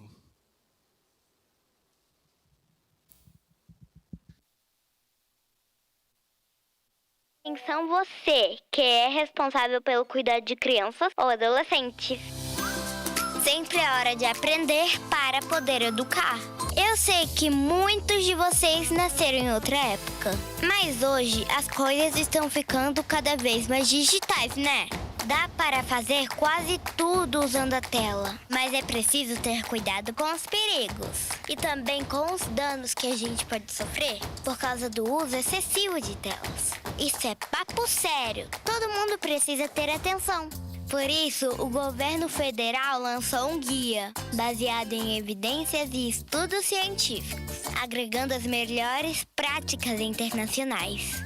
É o Crianças, Adolescentes e Telas, guia sobre usos de dispositivos digitais. Vai te ajudar a construir, junto com a gente, um ambiente digital mais saudável para o nosso desenvolvimento e segurança. O melhor de tudo é que esse guia também é feito com base em relatos de crianças e adolescentes. A gente ensina vocês e vocês ensinam a gente. Porque só conversando é que a gente se entende. E como no ambiente digital as coisas mudam muito rápido, esse guia vai estar sempre sendo atualizado. Ah, Ah, vocês sempre falam que não podemos colar nas provas. Já entendi isso. Mas você sempre pode colar nesse guia quando tiver uma dúvida. Como aprender sobre segurança e privacidade? Tem aqui. Idade para começar a ter acesso às telas? Tem aqui. Quando ter o primeiro smartphone? Tem aqui. Como combater o cyberbullying? Tem aqui. E muito mais. Para garantir o bem-estar digital de todas e todos. Existe muita diversão além da tela. E ensinar pelo exemplo é a forma mais eficiente de a gente encontrar juntos esse equilíbrio.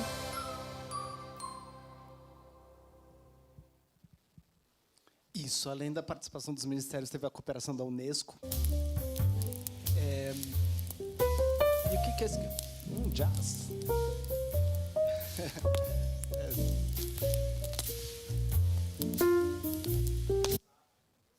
Tava charmoso.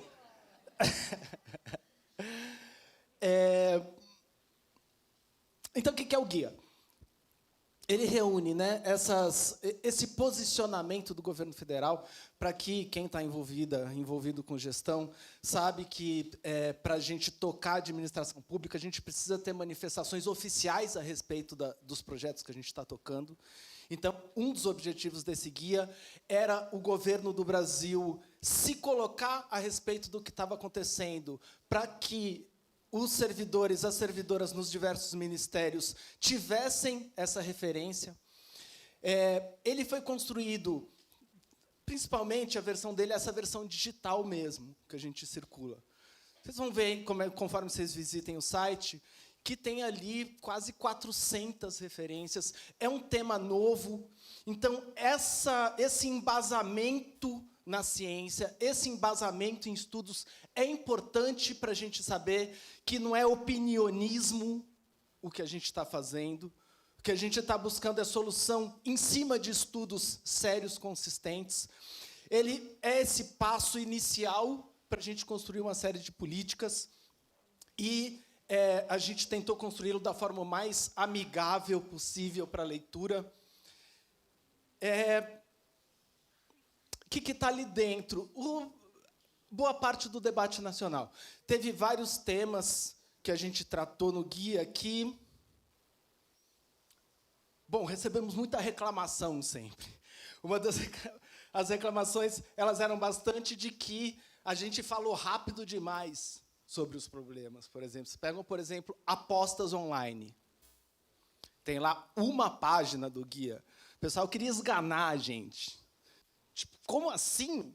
Um problema desse tamanho, vocês vão dedicar uma página?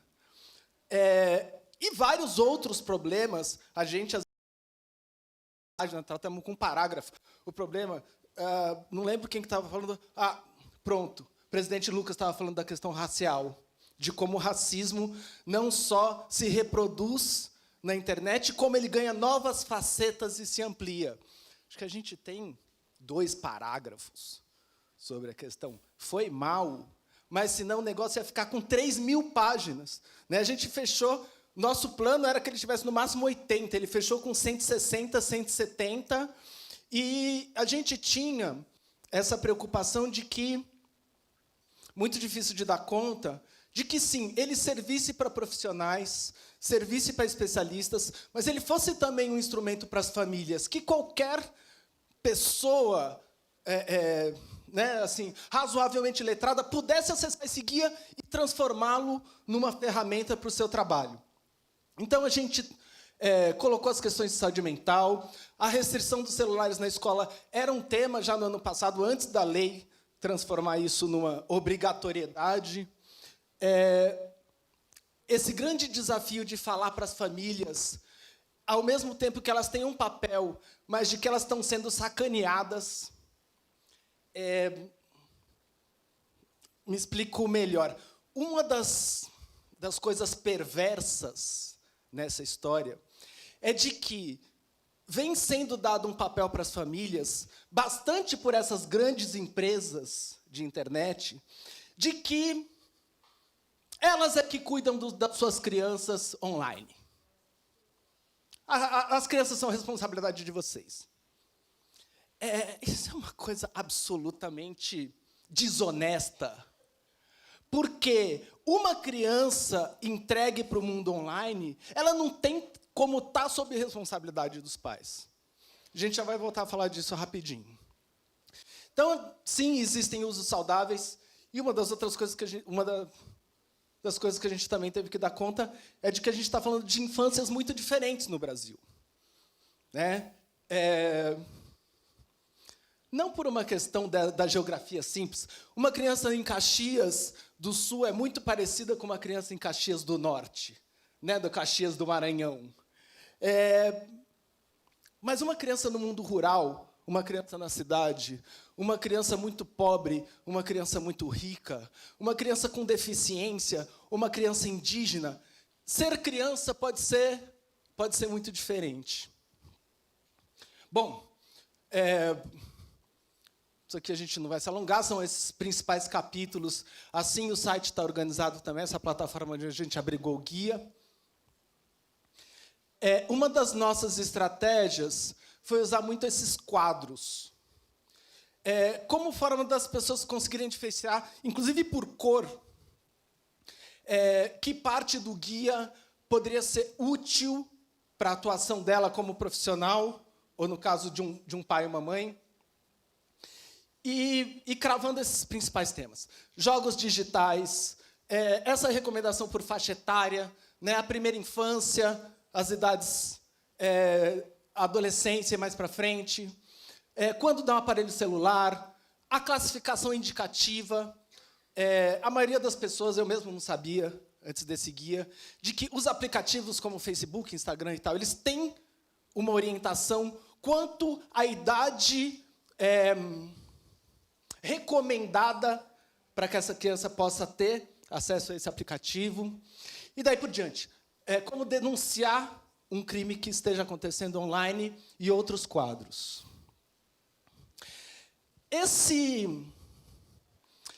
processo de escutar crianças e adolescentes para o guia foi uma coisa especialmente marcante desse processo todo. Né? Aqui, acho que a maior parte de nós aqui cuida da infância e adolescência, se relaciona com crianças e adolescentes e sabe também o quanto elas costumam ser menosprezadas na hora de se debater o que vai acontecer com elas coletivamente ou, às vezes, até individualmente. A gente tinha como premissa não cair nesse erro clássico. Eu separei algumas 3 frases aqui, dessas que a gente obteve na escuta. São recomendações. Não ficar usando quando alguém está conversando com você. Isso não é legal. Deixa a outra pessoa com a sensação de que você não liga para ela. Me parece uma coisa tão óbvia para ter que ser escrita isso, mas precisa escrever, porque, incrivelmente, pessoas de qualquer idade podem desrespeitar. Sobre cyberbullying, também é importante ter a consciência de que nem tudo o que dizem de você significa o que você é. Trocar experiências sobre esses temas e telas nos deixam mais espertos. As experiências são individuais, mas os desafios e aprendizados são coletivos. Essa achei especialmente bem feita. Nesse formato de quadrinho ali, como esse vermelho, na versão PDF, essas frases de crianças, adolescentes, de familiares e de educadoras e educadores estão distribuídas por todo o guia. O presidente Lucas trouxe aqui o caso dessa professora, né, que foi agredida com um caso com reverberação nacional. Ficamos sabendo lá em Brasília, claro, acompanhamos. Talvez vocês tenham acompanhado também esse caso que aconteceu lá em Brasília, agora em abril, da Sara Raíssa. Ela tinha 8 anos. Nesse dia, normalmente a mãe buscava ela na escola, por volta das 4 da tarde. Nesse dia, ela não pôde pedir para o pai fazer isso. O avô foi, tinha mais gente em casa, quando ele chegou. Por volta de 4 e pouco, 5 da tarde, ela estava ele viu ela dormindo no sofá. Achei estranho.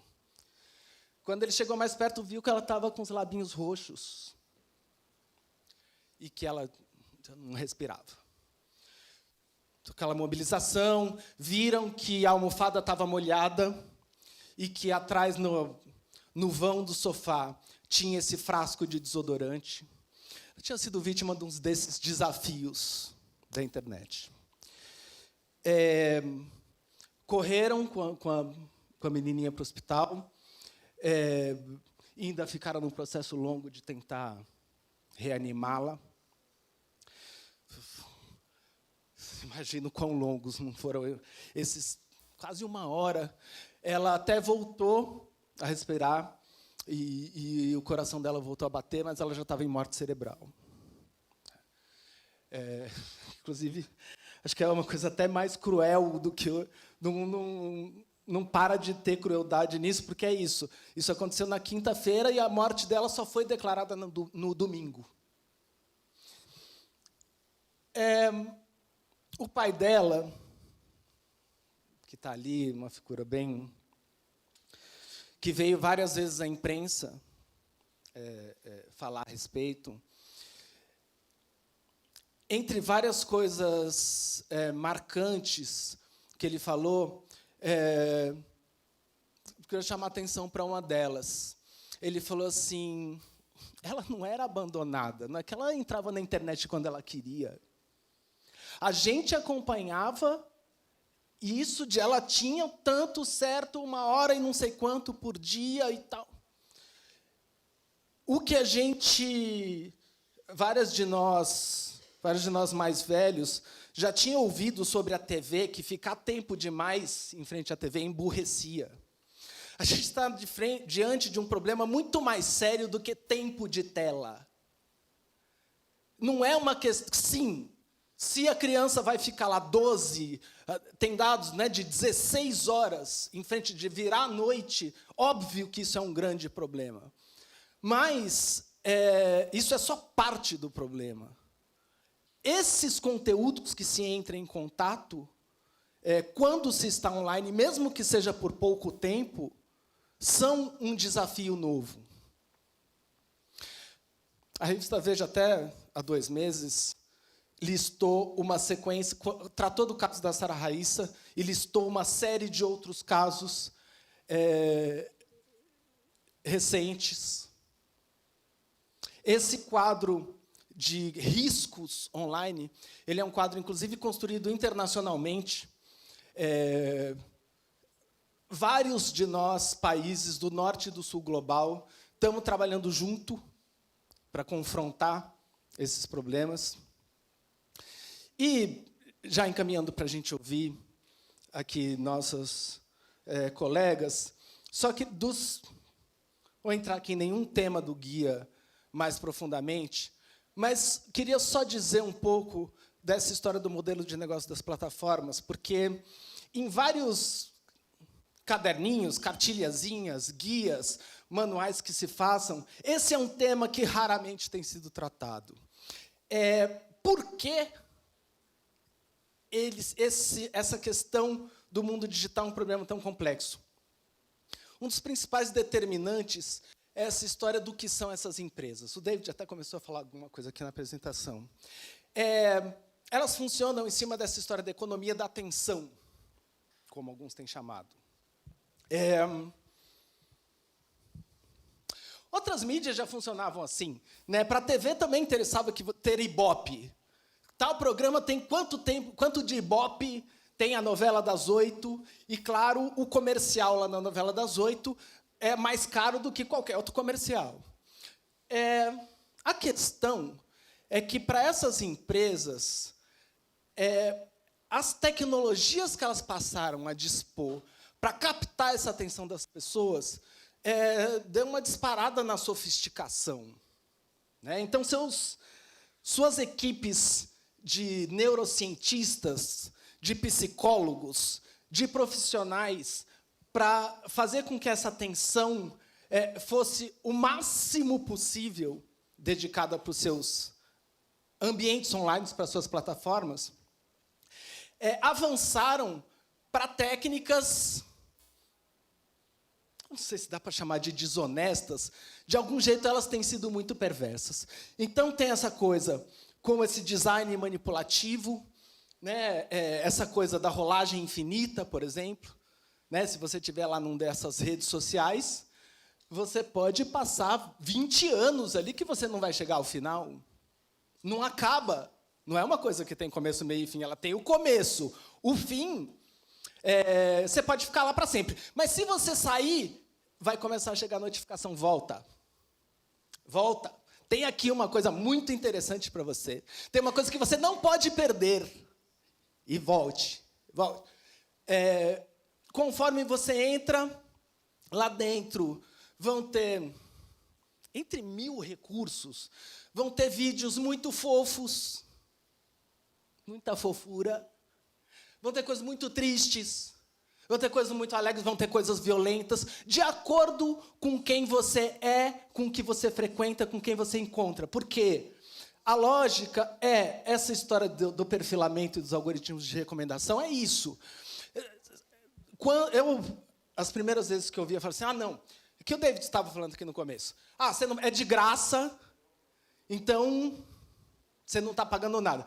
Você está pagando com a sua vidinha para o negócio, porque os dados que colhem da gente não são o seu CPF, o seu número de telefone. Os dados são quem você é, onde você mora, onde você trabalha, quais são as pessoas que você encontra, quais são as coisas que você come, quais são as coisas que você assiste na TV. Todas as informações puderam, a partir dessa capacidade de processamento de dados, todas essas informações passaram a ser compiladas não exatamente sobre a secretária Marta, mas sobre esse grupo, sobre você anônimo, de um jeito em que eu, um homem de mais de 50 anos, que moro em Brasília, não sei o quê, vou ter um grupo de informações que chegam para mim, que é diferente das informações que chegam para a Rafaela, que mora em Caxias do Sul, é adolescente, na escola e tal, para captar a minha atenção, os conteúdos e o perfil que é construído para mim é diferente do da Rafaela. Essas técnicas, tecnologias, elas se tornam especialmente perversas quando a gente está falando de crianças e adolescentes. Os adultos, as pessoas adultas, também não conseguem se proteger, para ser bem sincero. Mas a gente tem mais recursos. Bom, aqui indo para o final. Então, tem uma série de recomendações do guia. Elas foram divididas em blocos, né? Recomendações para as famílias, recomendações para as escolas, recomendações para a área de saúde, recomendações para governos, 0 telas para bebês, crianças com menos de 12 anos não possuem um aparelho próprio, mas quanto mais tarde, melhor. A classificação indicativa, a coisa de ensinar pelo exemplo, tempo de qualidade com brincadeiras, educação digital e midiática, é um tema em seguir aqui nosso. E tem recomendações para as próprias empresas de tecnologia.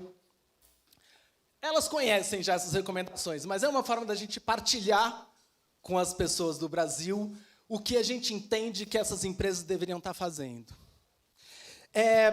Um grupo de recomendações a gente realmente não tinha previsto desde o começo, nasceu durante o processo, que foi essa recomendações de crianças e adolescentes.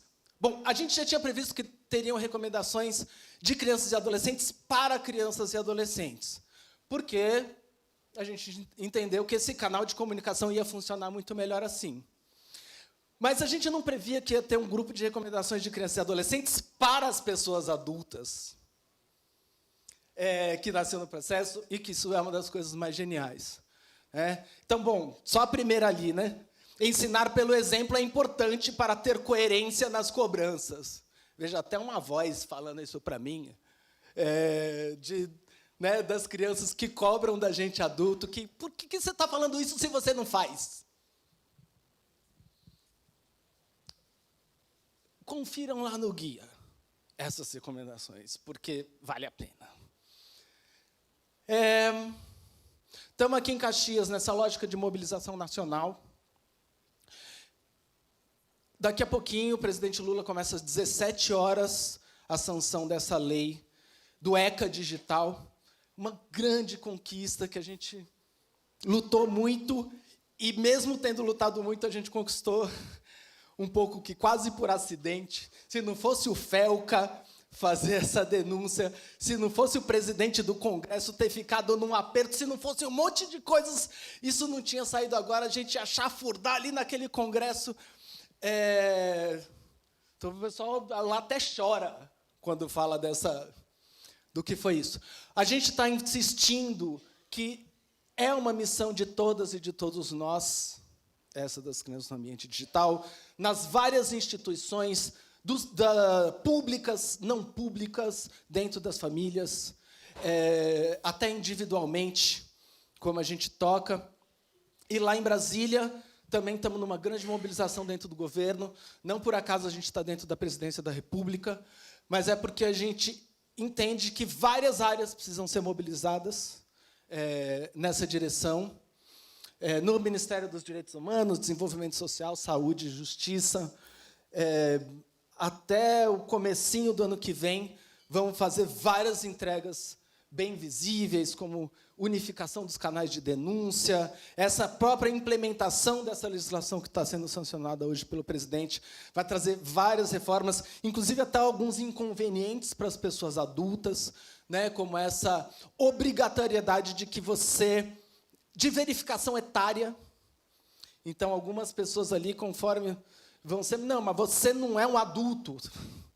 No começo vai dar errado um pouco, vai causar alguns incômodos, mas do tipo males que vem para bem. E é isso, gente. Vamos seguir aqui, depois a gente pode até ter perguntas um pouco. Vamos seguir nesse debate. Obrigado por ter vindo, aliás, não tinha nem agradecido. Muito bom que a gente esteja se encontrando aqui hoje para conversar disso.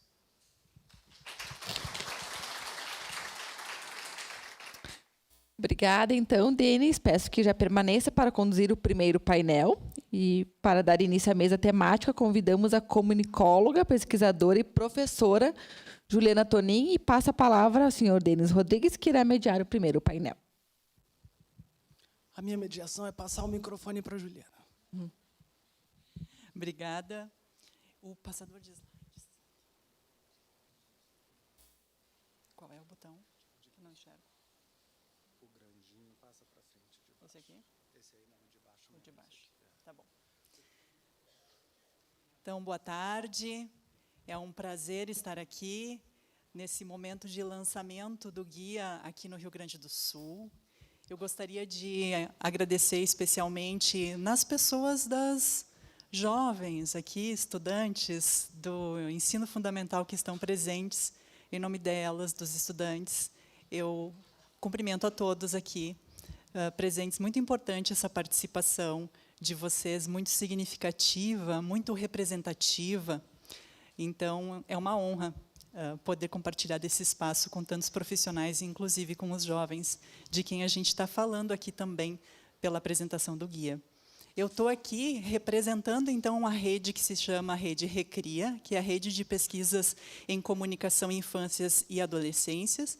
Ela é uma rede que unifica, né, que integrada por vários pesquisadores da área da comunicação no país inteiro e em Portugal também. A Recria, então, teve a honra de participar da construção do guia e, na verdade, nós sentimos, enquanto rede, um orgulho imenso de ter conseguido ser uma voz também a mais, somando nessa construção.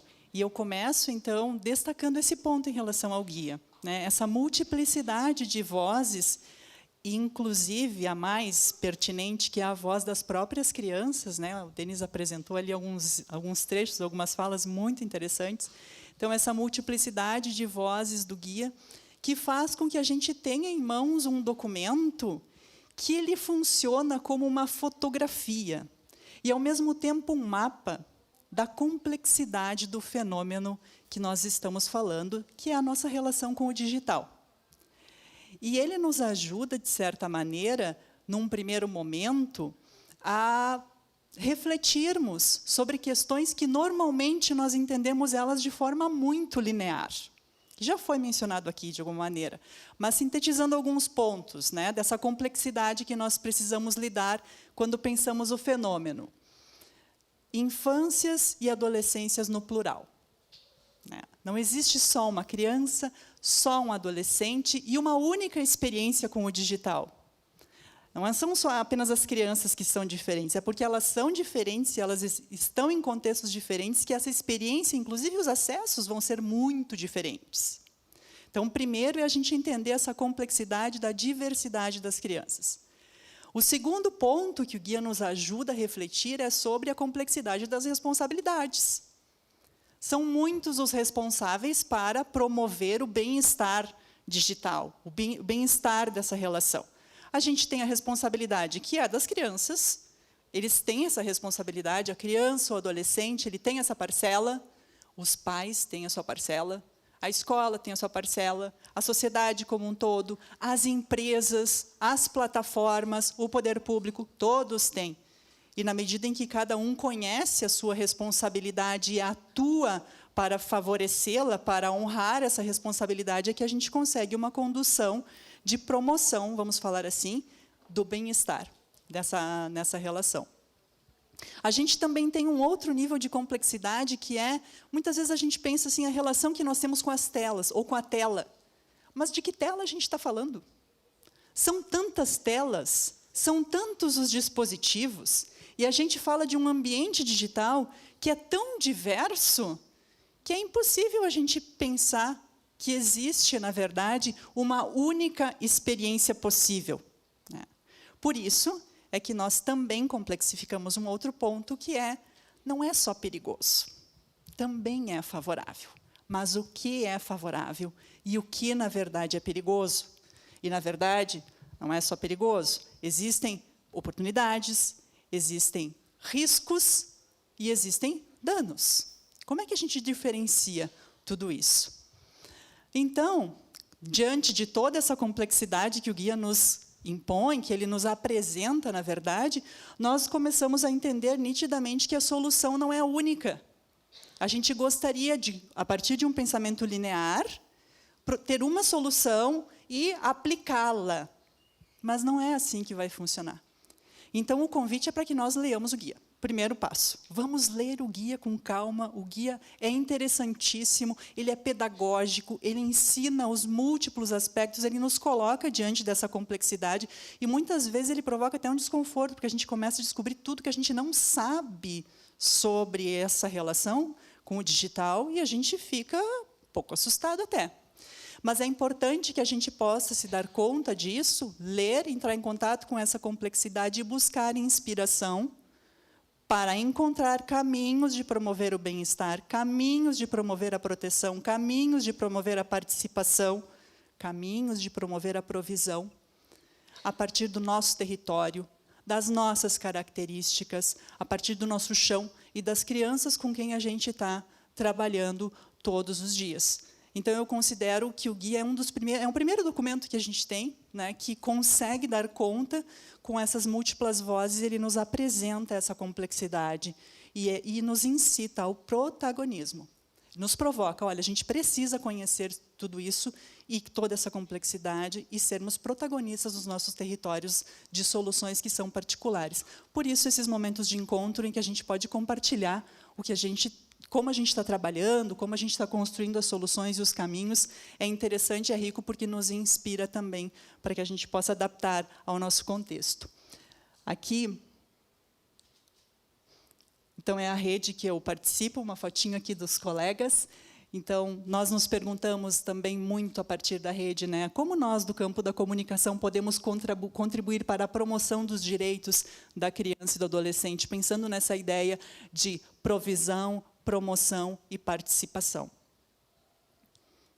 Então, a ideia aqui é que eu possa compartilhar um pouquinho, brevemente, com vocês, uma síntese da forma como eu acredito que eu estou atuando para contribuir com a temática, a partir do meu trabalho, da minha atuação, das crianças, né, com quem eu estou mais aproximada e dos profissionais que atuam com crianças também.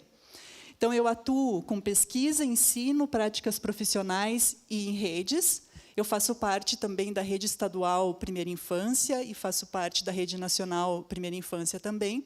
Então, vocês já podem supor que a minha ênfase, assim, as crianças, né, para as quais eu olho em relação a essa temática são crianças de 0 a 6 anos. E quando a gente pensa o ambiente digital, o uso de telas a partir de crianças dessa idade, é mais complexo ainda. Porque a gente começa a pensar que a gente tem que avançar um pouquinho na ideia, ou integrar a noção de exposição às telas, mais do que do uso especificamente. Porque um bebê, por exemplo, ele não usa uma tela, necessariamente.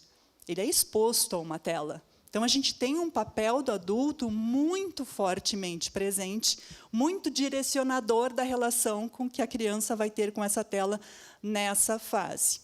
Quando a gente pensa, a gente começa a estudar o porquê que as crianças estão em contato com as telas, com os dispositivos e nesses ambientes, nós nos damos conta dos problemas vivenciados por essas famílias, pelos educadores, né, por uma série de necessidades vivenciadas naquele contexto que faz com que a tela, por exemplo, seja oferecida para uma criança para suprir uma necessidade de outra demanda que aquela família, enfim, ela tem em relação à criança e que ela não consegue dar conta. A tela, então, está sendo um substitutivo, a tela está sendo um apoio. Então, é uma complexidade muito grande que nos faz pensar que a gente precisa investir muito em outras circunstâncias que estão no entorno desses adultos na primeira infância. Então, é um trabalho que se volta muito para essas ações. Então, quando a gente pensa em atuar pelos adultos e para favorecer a vida desses adultos que têm as crianças na primeira infância, a gente automaticamente, de uma maneira indireta, a gente está atuando pelo guia, a gente está atuando para minimizar, né, esses riscos e esses danos de usos excessivos de telas e de presença no ambiente digital. Aqui um pouquinho do que eu invisto assim na primeira infância, né? Eu sigo muito aquela premissa que está muito fortemente marcada no guia, de que a gente precisa se desconectar para se reconectar. O que significa isso, né? O investimento nas relações humanas, o investimento no momento presente, no contato com a criança, na relação com ela. A gente tem essa necessidade, essa carência de estarmos mais próximos uns dos outros, e a gente tem uma carência de estarmos mais próximos da natureza também.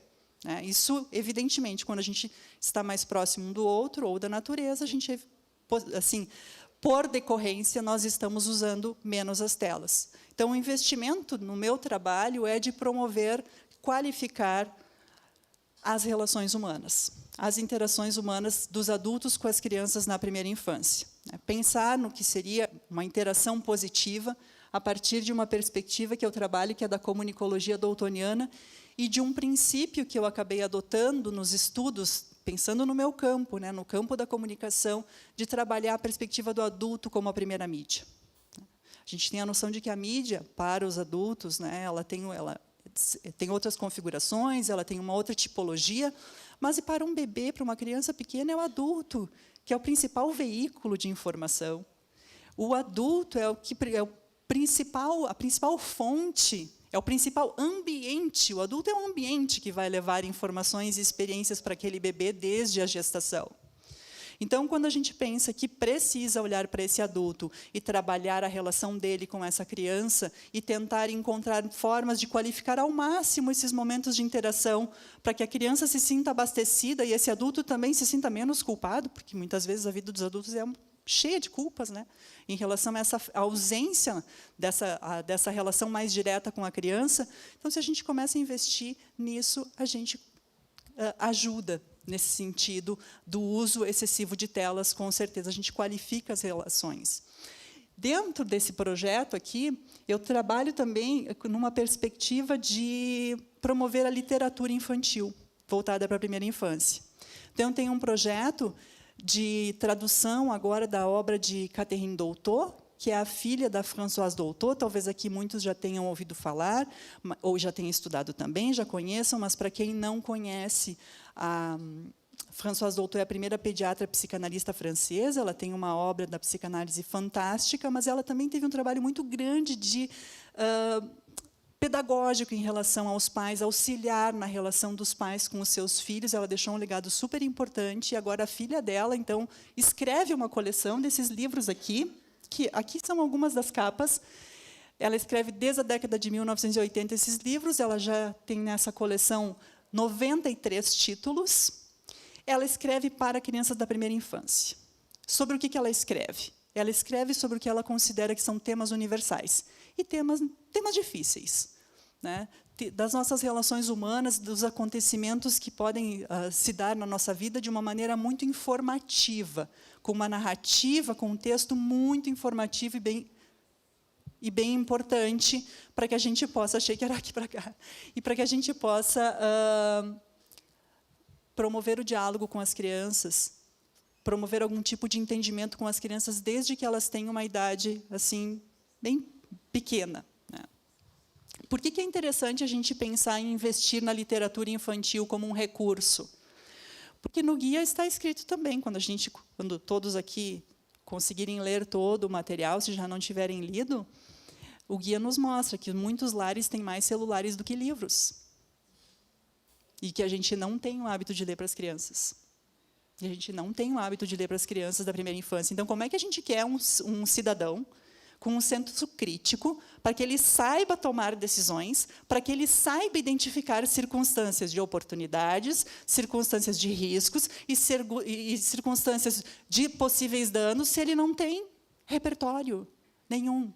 E ele não tem repertório sobre as relações humanas, sejam elas nos seus momentos mais desafiadores ou nos seus momentos mais prazerosos, não tem referência.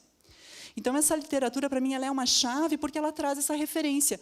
Mas a experiência que eu tenho, e agora eu quero compartilhar com vocês algo muito significativo, quando eu trabalho com essas obras já com grupos, mas eu vou traduzindo, né? Quem se sente mais tocado com essa obra são os adultos. Porque nunca ouviram falar sobre esse assunto dessa forma, nunca pensaram que poderiam falar para a criança sobre aquele assunto daquela forma.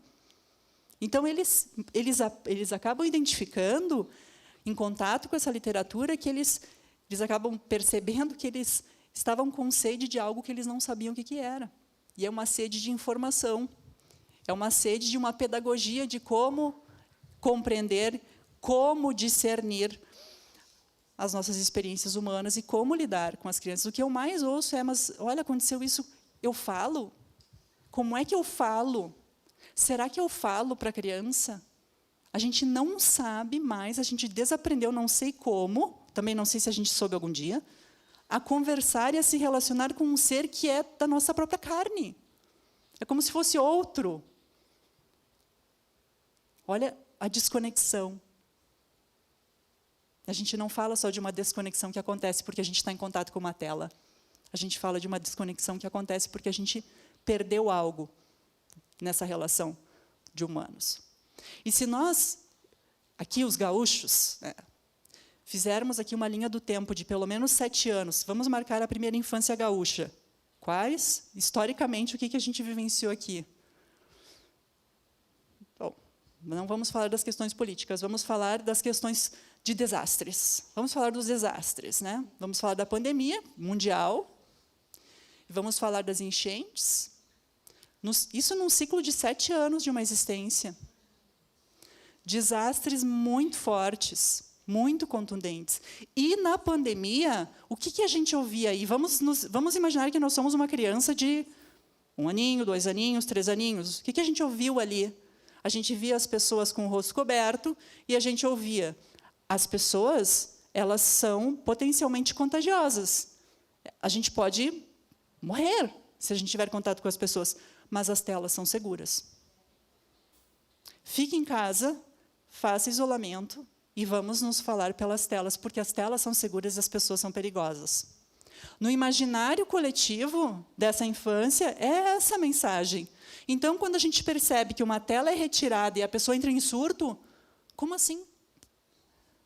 existe uma questão do tempo, da economia da atenção, mas também existe uma questão de território, uma questão de vivenciar desastres, que ela é muito significativa. A pandemia foi muito significativa, muito marcante para essas crianças, e a gente precisa lidar, enquanto profissionais e adultos, com as nossas, né, a reverberação disso em nós, das nossas desconfianças nas relações e da nossa confiança nas telas, principalmente nas crianças, para recuperar o vínculo humano, recuperar o vínculo com a natureza. Os desastres estão acontecendo por quê?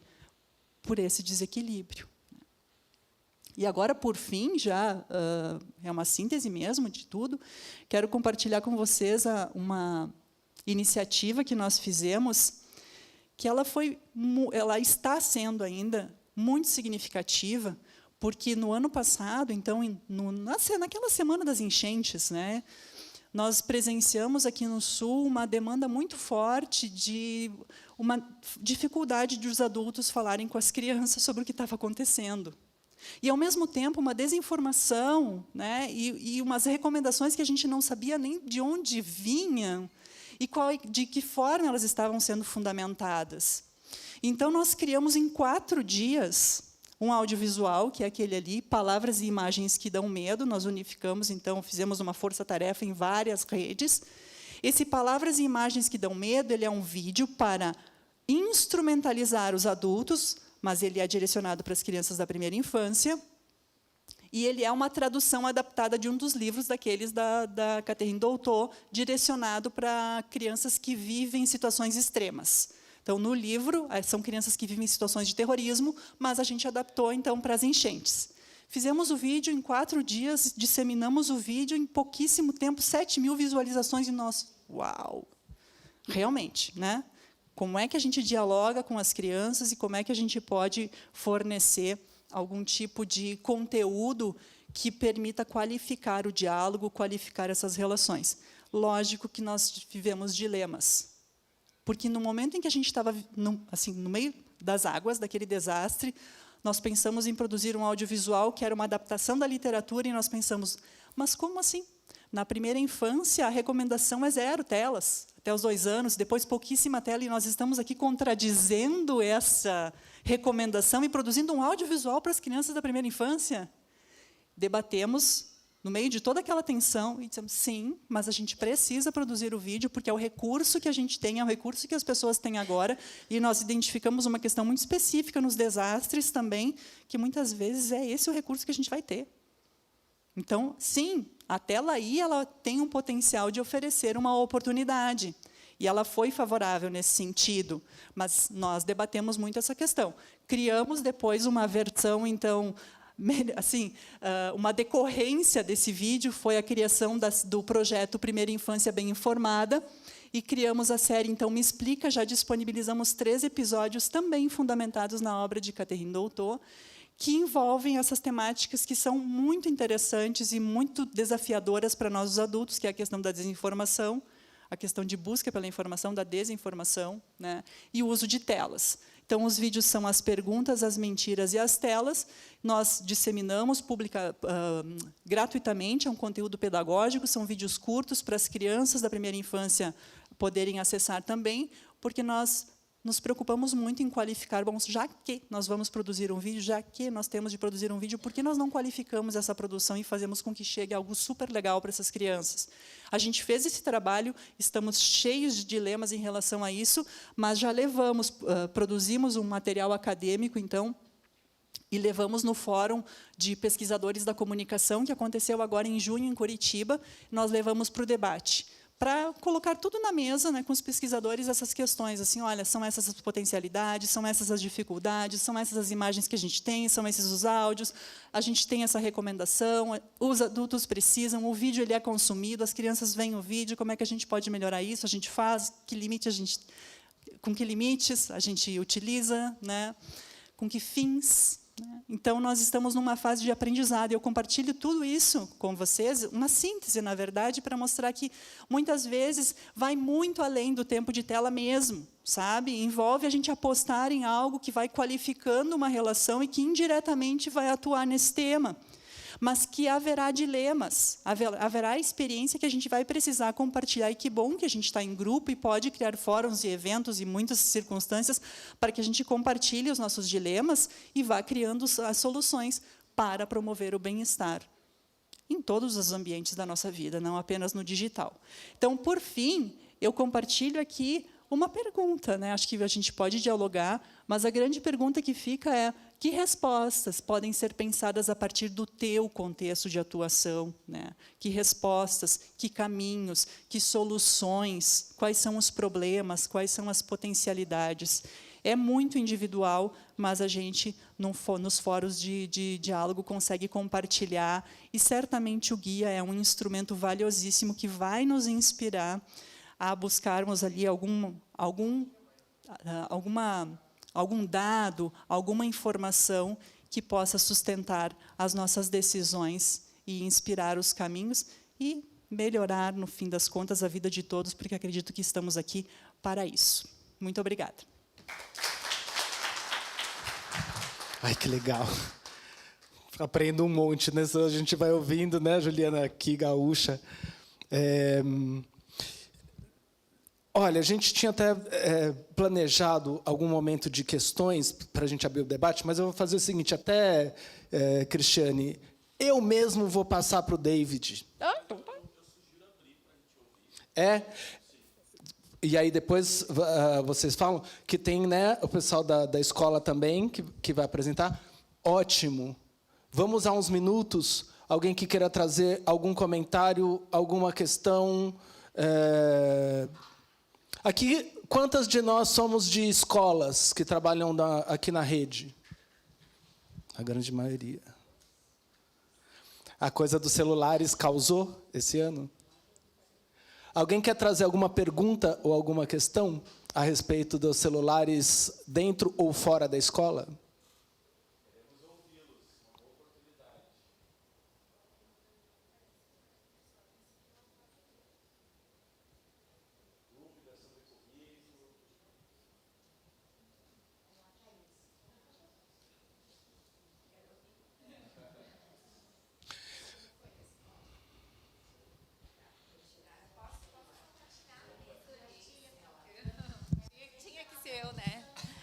Então, boa tarde, me chamo Thaís, sou diretora da Escola Municipal Nova Esperança e também presidindo a comissão de diretores das escolas municipais. Antes de atuar na gestão, então, por alguns anos eu atuei como professora de tecnomídias no laboratório de informática. E desde lá atrás, então, a gente já orientado pela mantenedora, a gente desenvolvia muito esse trabalho de orientação do uso da internet segura, das redes sociais, né? Então, a gente já fazia isso com os alunos. Lá em 2022, quando eu assumi a gestão, a gente tentou flexibilizar a questão do uso do celular na hora do recreio, porque a gente já tinha feito todo um trabalho prévio e eu, né, novata na direção, disse, não, eu confio no meu taco, eu sei o trabalho que eu desenvolvi com os meus alunos. Vai dar tudo certo e vamos dar um voto de confiança. Não deu certo. A gente precisou voltar atrás na decisão, porque a gente começou a ter muito problema com o uso de forma inadequada, de as meninas entrarem no banheiro e fazerem fotos e vídeos, live em sala de aula, exposição.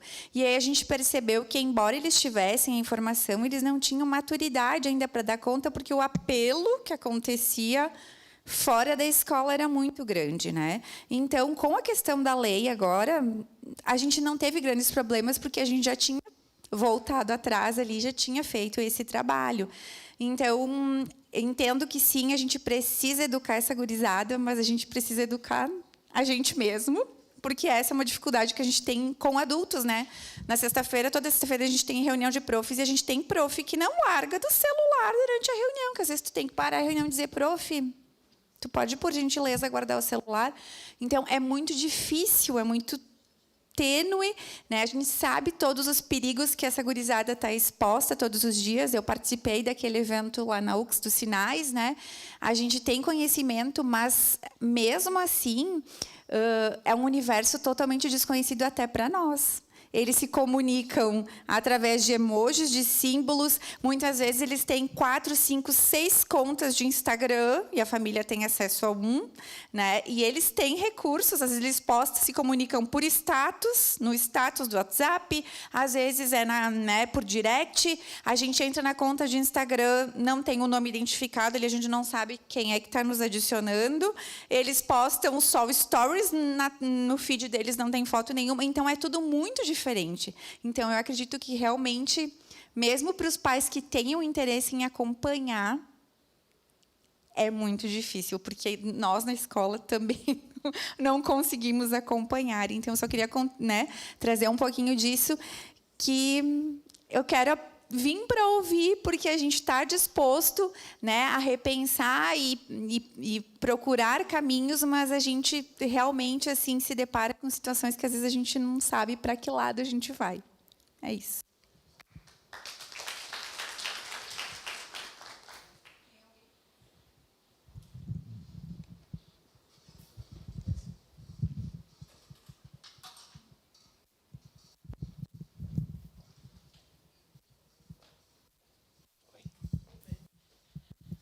Boa tarde, meu nome é Paula, estou diretora da Escola Senador Teotônio Vilela, compartilho das opiniões da diretora Thaís, e eu vejo muita dificuldade hoje na escola, e a gente, né, somos ali como a deputada estadual, eu tenho 34 anos, e justamente... Consegue me escutar? Consegue me escutar? Então tá. É mais que a transmissão pela TV. Ah, tá. Então tá. Da professora, diretora, e eu com meus 34 anos também vi essa explosão, né, esse boom digital e massificando, né, ali que a deputada estadual tinha falado. Eu lembro muito bem da internet, né, do pulso das 2 da tarde, de poder conectar no sábado até domingo, né, até segunda-feira às 6 da manhã, e era o tempo de fazer os trabalhos e pesquisar na enciclopédia digital. Mas eu vejo hoje a dificuldade da gurizada e justamente a falta de maturidade para poder encarar a internet, né? E na escola o que esbarra para a gente é que tudo termina na escola. Então, situações geradas lá no Instagram, confusão deles no Instagram, diretora, a gente pede tua ajuda porque aconteceu isso, isso, isso. Ai, hackearam o Instagram, o vídeo da minha filha rebolando, vazou, e aí como é que fica? Os colegas estão debochando e a gente, enquanto escola, tem que dar conta. Então, essa falta de maturidade, né, e muitos não tinham idade redes sociais, então essa falta de maturidade a gente vê, assim como teve no evento, né, eu participei dos 3 eventos do seminário do promotor Fábio, e a gente vê o maior problema, eu acho, é os pais, é a velha história, né, não, mas ele é tão quietinho, ele fica no quarto, e está tudo certo. E esse é o maior problema, e a gente vê na escola, né, Thaís, é o que mais chega para a gente na direção para resolver é essa situação. São dos quietinhos no quarto, que usam na internet, que fazem, que acontecem. O TikTok, para nós, é um dos piores. E eu mesmo sou vítima, registrei nesse mês, estou gestante e pedi apoio da Secretaria de Educação, registrei boletim de ocorrência em virtude de uma ameaça de uma aluna via Instagram. Então, uma aluna que era próxima a gente, que a gente ajudava, enfim, auxiliava a família, e ameaçando, então, esfregar minha cara no chão, quer fazer minha vida virar um inferno, quer ser o diabo na minha vida. E isso via Instagram e achando que, né, as coisas não têm fim, né, porque ali eu faço o que eu quero, né, não tem ninguém que vai me falar que está errado. Então, fico muito feliz, já estava ali falando para a minha equipe agora, poxa, olha que bacana, né, o ECA Digital, finalmente estão olhando para isso. Então, fica o meu agradecimento. Enquanto professora, há 14 anos, trabalhei com a Simone, secretária adjunta, tenho muito apreço pela secretária adjunta, pela nossa secretária, e agradeço muito, sou vítima, né, enquanto essa ameaça de uma aluna de, hoje, quase 13 anos, e agradeço mesmo. É isso.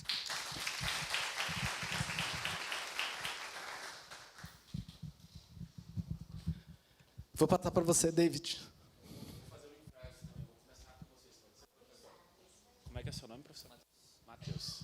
Então, a gente vai começar, então, pessoal. A ideia aqui era trazer uma experiência já de alguma escola aqui do município que trabalha essas questões das mídias. Então, para aproveitar aqui as alunas que estão aqui e o professor Matheus, eu falo depois da estratégia então de educação digital e midiática, do que a gente está fazendo. E eu só vou dizer o seguinte, assim, antes do professor pode começar a vir para cá, vocês vão vir aqui para frente. A gente tem hoje na plataforma do MEC, a AvaMEC, uma coletânea de formação específica em educação digital e midiática. Hoje nós temos quase 80 cursos autoinstrucionais, onde vocês já podem acessar e se formar com esses vários temas. Ali a gente vai tratar dos preconceitos no ambiente digital, como falar sobre isso, sobre o algoritmo, sobre golpes e fraudes, como identificar se uma notícia é falsa ou é verdadeira, né? E a gente tem experiências acontecendo pelo Brasil inteiro, que depois do professor Matheus aqui eu vou falar um pouco dessas experiências. A gente tem na Bahia agência de notícias, onde os alunos aprendem a fazer notícia, e tem ajudado uma comunidade lá, inclusive, que vivia refém. Deve ter em Caxias aqui também, na minha cidade, Cachoeira tem, dessas páginas de Facebook sem nenhum compromisso com a verdade, com a responsabilidade, que postam coisas, que tem, sabe, essa coisa meio acontecimentos Caxias do Sul, deve ter aqui alguma coisa do tipo assim, né? Eu sei porque esse rolê aí, esse rolê horrível aí. Então é bem importante a gente, pegar essa gurizada e eles produzirem informação com qualidade. Então é um pouco disso que a gente vai falar, mas vamos ver essa experiência de Caxias aqui, professor. Então, boa tarde, pessoal. Na real, eu acho que a gente tem que começar com a cronologia mesmo do projeto que a gente fez. Eu vou passar para a Prof. Camila, que daí ela vai começar ali onde, de fato, começou o projeto, e depois eu entro apresentando a minha parte, minha participação. Boa tarde a todos. A gente tem uma apresentação no Canva. Certo. Bom, então eu vou começar, primeiramente, claro, agradecendo, né, o convite. A gente realizou o trabalho, então, em conjunto. Eu sou professora de língua portuguesa, o Matheus é professor de arte, e a gente fez, na verdade, uma ideia casada, né? A minha ideia inicial foi... Tá, obrigada. A minha ideia inicial era uma ideia bem analógica, que era em relação à leitura mesmo. Então, uma outra colega tinha uma coleção de obras do Shakespeare, algumas obras adaptadas e outras não. E aí eu pensei em algumas coisas que a gente poderia fazer para as turmas de 9º ano, né? Que eu tenho 3 9º anos na escola Esther Benvenuti, que é uma escola do bairro Fátima, aqui da Zona Norte de Caxias. Então, eu só coloquei aqui brevemente o que foi feito no início do trabalho. Então, a gente fez uma divisão de grupos, né? Foi um trabalho realizado em grupo. A gente fez, inicialmente, alguns resumos gerados por IA. Por quê? Porque essas obras do Shakespeare, como elas foram pensadas para teatro, eram leituras muito pesadas, né? Então, assim, diálogo, cena 1, cena 2, então ficava muito complexo até para nós adultos, né? Então, eu pensei que para a faixa etária ali, para o nível, talvez fosse mais adequado a gente conhecer antes as obras. Então, inicialmente a gente fez resumos, eles formataram ali no Google Documentos, postaram isso em Google Sala de Aula. Depois, então, eles fizeram a apresentação que eles montaram via Canva, que é um recurso que também a gente já usa há algum tempo na nossa escola, né? Como a formatação, eles têm bastante esse cuidado, né, com a estética, com a apresentação, com a oralidade. E a gente convidou as 2 alunas, então, que fizeram parte do trabalho. Elas são de turmas diferentes. A Amanda, que é da turma 9º A, depois a gente deixa elas falarem, né, se elas quiserem, porque elas também estão um pouco nervosas. Ela fez o trabalho sobre Sonho de uma Noite de Verão, com o grupo dela. E a Rafa, que é do 9º C, fez, então, sobre Romeu e Julieta. Eu vou passar para o Matheus, que ele explica a parte dele no trabalho, né? Então, a minha parte do português seria essa. E depois que ele falar a parte dele, a gente tem a parte de como ficou em si a produção do que foi feito, que a gente gostaria de mostrar para vocês, que ficou uma ideia muito legal e ficaram bons trabalhos, né? Claro que a gente não vai romantizar, nem tudo dá certo, a gente sabe que nem todos os alunos vão ler, nem sempre a internet vai funcionar, nem sempre tudo vai acontecer, né? Mas foi uma das ideias que deu certo e a gente gostaria de apresentar para vocês.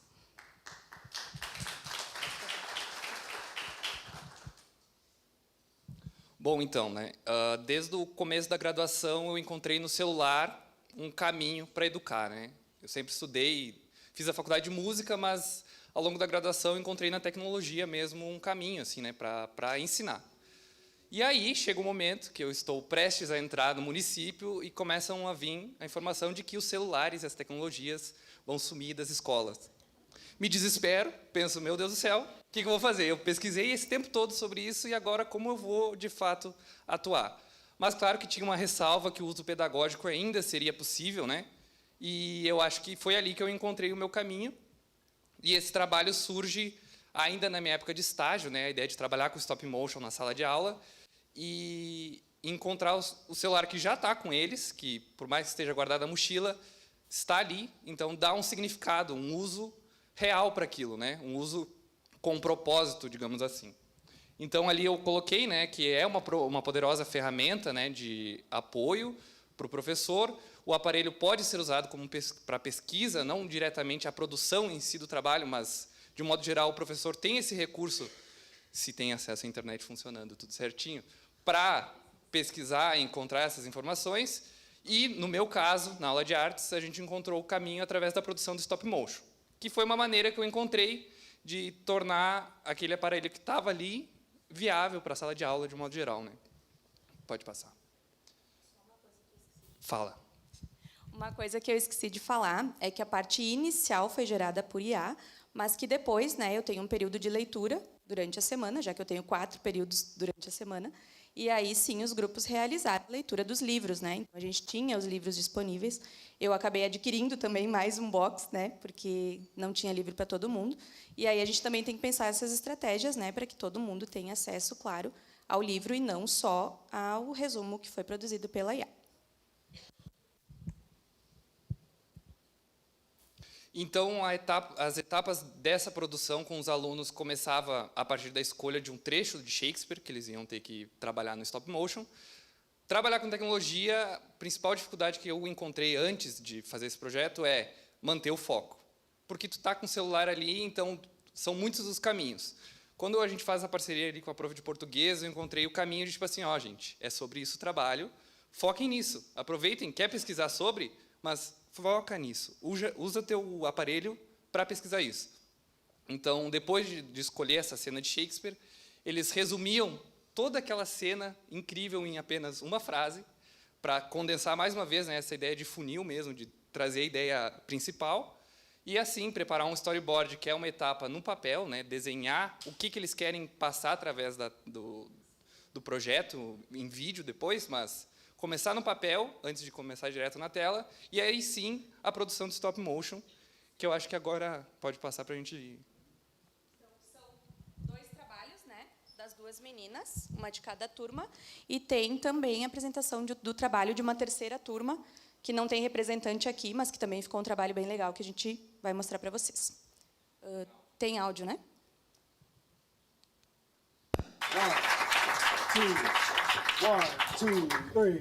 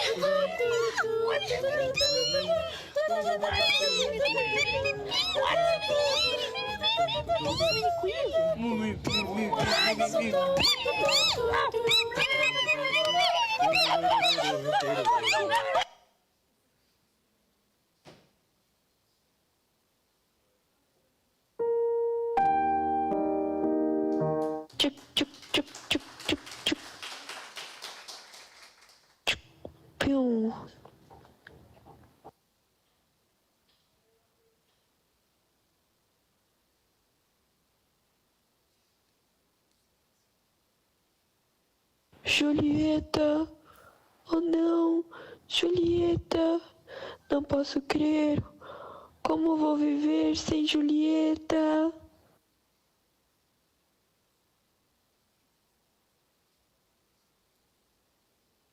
Pião. Oh não, Romeu, não é possível, por que fiz isso?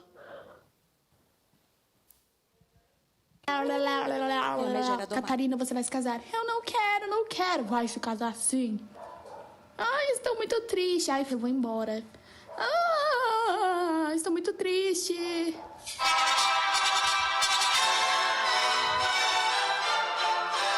Você aceita a Catarina como sua esposa? Aceito. Você aceita a Petruca como seu esposo? Aceito. Pode beijar a noiva. É, felicidades ao casal. Uhul. Essa é a nossa casa. Você não pode dormir na cama porque a cama é muito dura pra você. Eu vou dormir no chão, então. Você não vai comer da minha comida porque minha comida é muito ruim pra você comer. Ah! Nham, nham, nham. Por favor, eu prometo obedecer-lhe e ser submissa a você. Por favor. Let it go, let it go. Ai, eles estão chegando, se comporte. Oi, gente! Uou, hoje é resenha! Vamos conversar, amigas! Vamos fazer uma aposta, Petrúquio. Vamos ver qual delas é mais submissa. Vai chamar a Bianca. Ok. Bianca, seu marido está te chamando. Não vou. Ela não quis vir. Vai chamar a Catarina. Uhul, meu marido está me chamando. Oh, oi, amor. Hoje eu vou falar sobre como devemos ser submissas aos nossos homens. Uhul, vamos para casa, meu amor. Você foi muito bem. Dê meu dinheiro aqui. Vamos embora.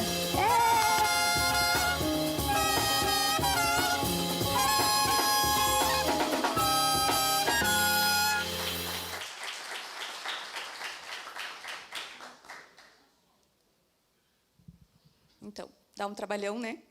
Imagina ainda mais para o Matheus. Levou várias aulas para fazer isso. Mas, como eu tinha dito no começo, foi uma ideia casada, né? Então, a gente juntou um pouco de leitura, a IA também, que a gente considera importante nesse processo, a questão da oralidade, a questão do planejamento, tudo isso, e mais, claro, as meninas maravilhosas, né? Que a gente trouxe, o que a gente considera que a gente tem de melhor, né? Se todo mundo fosse assim, seria muito ótimo. Então, eu vou passar para elas, se elas quiserem falar alguma coisa sobre o trabalho.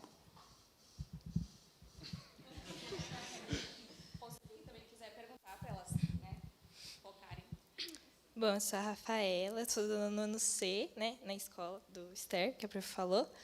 E eu acho que fazer esse trabalho foi uma experiência muito legal e diferente, né, porque depois da proibição dos celulares, a gente não tem tempo de mexer no celular, principalmente quem estuda de tarde.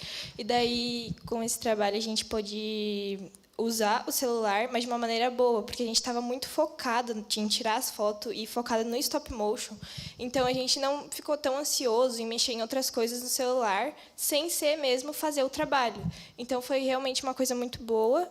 E fazer esse trabalho foi realmente muito legal, porque a gente percebeu que não tem só essas maneiras, não tem só as maneiras tradicionais de aprendizagem, como texto, copiar. E a gente pode aprender de maneiras que a gente gosta e de maneiras diferentes. Foi muito legal.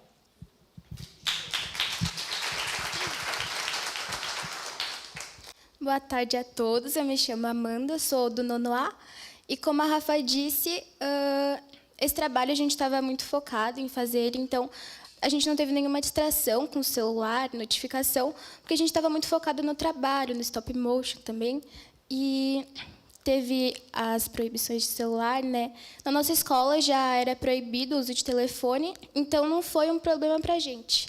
Mas para as outras escolas, eu acredito que tenha sido, né? Muitas pessoas não queriam que fosse proibido o uso, teve, né, muitas revoltas. Mas eu acho que foi muito importante ter proibido o uso, porque na escola a gente tem acesso a dicionários, a livros, então a gente trabalha de fato a nossa mente, né? Pensa mesmo, de fato. Não tem o celular que tem respostas rápidas, né? E tem questão do vício também. É isso.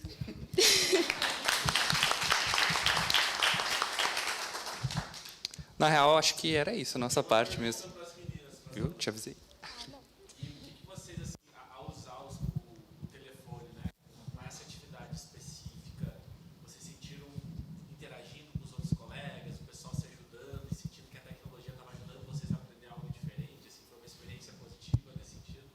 Eu acho que realmente foi por causa que a gente estava separado em nossos grupos, né, do trabalho mesmo, e a gente estava toda hora ali, tipo, perguntando, uns mexiam uns bonequinhos, outros tiraram a foto, e a gente tinha que interagir para fazer esse trabalho. Então, a gente teve essa conversa, essa comunicação enquanto a gente fazia o trabalho, tanto quem estava tirando as fotos, quem estava fazendo as outras partes, né, de mexer o bonequinho e as massinhas e tudo mais, a gente realmente se comunicou bastante. Ela falou tudo que eu ia falar. A IA também nos ajudou bastante com questão de resumos, então foi muito fácil para poder montar a história. Então, é isso também.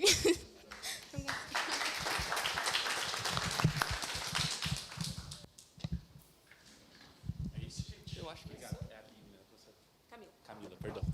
Agradecer, então, a professora Camila, professor Matheus e as meninas aqui, a Rafa e a Amanda. Muito obrigado, gente. Parabéns. Podem ficar à vontade, que baita experiência, muito legal. Então, rapidinho, eu tenho 10 minutos para a gente encerrar. Que bacana, que baita experiência. E a gente está conhecendo muitas experiências como essas no Brasil. Como eu disse, lá na Bahia, eles estão investindo nas agências de notícia. É surpreendente a qualidade da dicção dos alunos, como melhora, de fazer a pesquisa, de averiguar se aquela notícia é verdadeira ou se ela é falsa, de comunicar para a comunidade.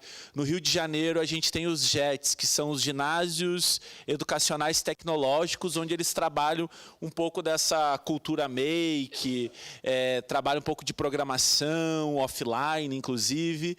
A gente conheceu no Pará, eles têm uma estrutura chamada CISEB, que é um centro tecnológico para desenvolvimento e sustentabilidade, onde a gurizada mexe com câmera, mexe com vídeo, faz robô, né? Então, assim, a tecnologia pode ser e deve uma grande aliada, como a gente viu esse exemplo aqui, né? Vocês usaram inteligência artificial, vocês usaram o aparelho de celular, aprenderam a fazer edição, aprenderam uma forma de filme diferente, então tem como fazer, isso é muito importante. Vou dizer então o que a gente tem de foco para os professores e professoras. É o de baixo?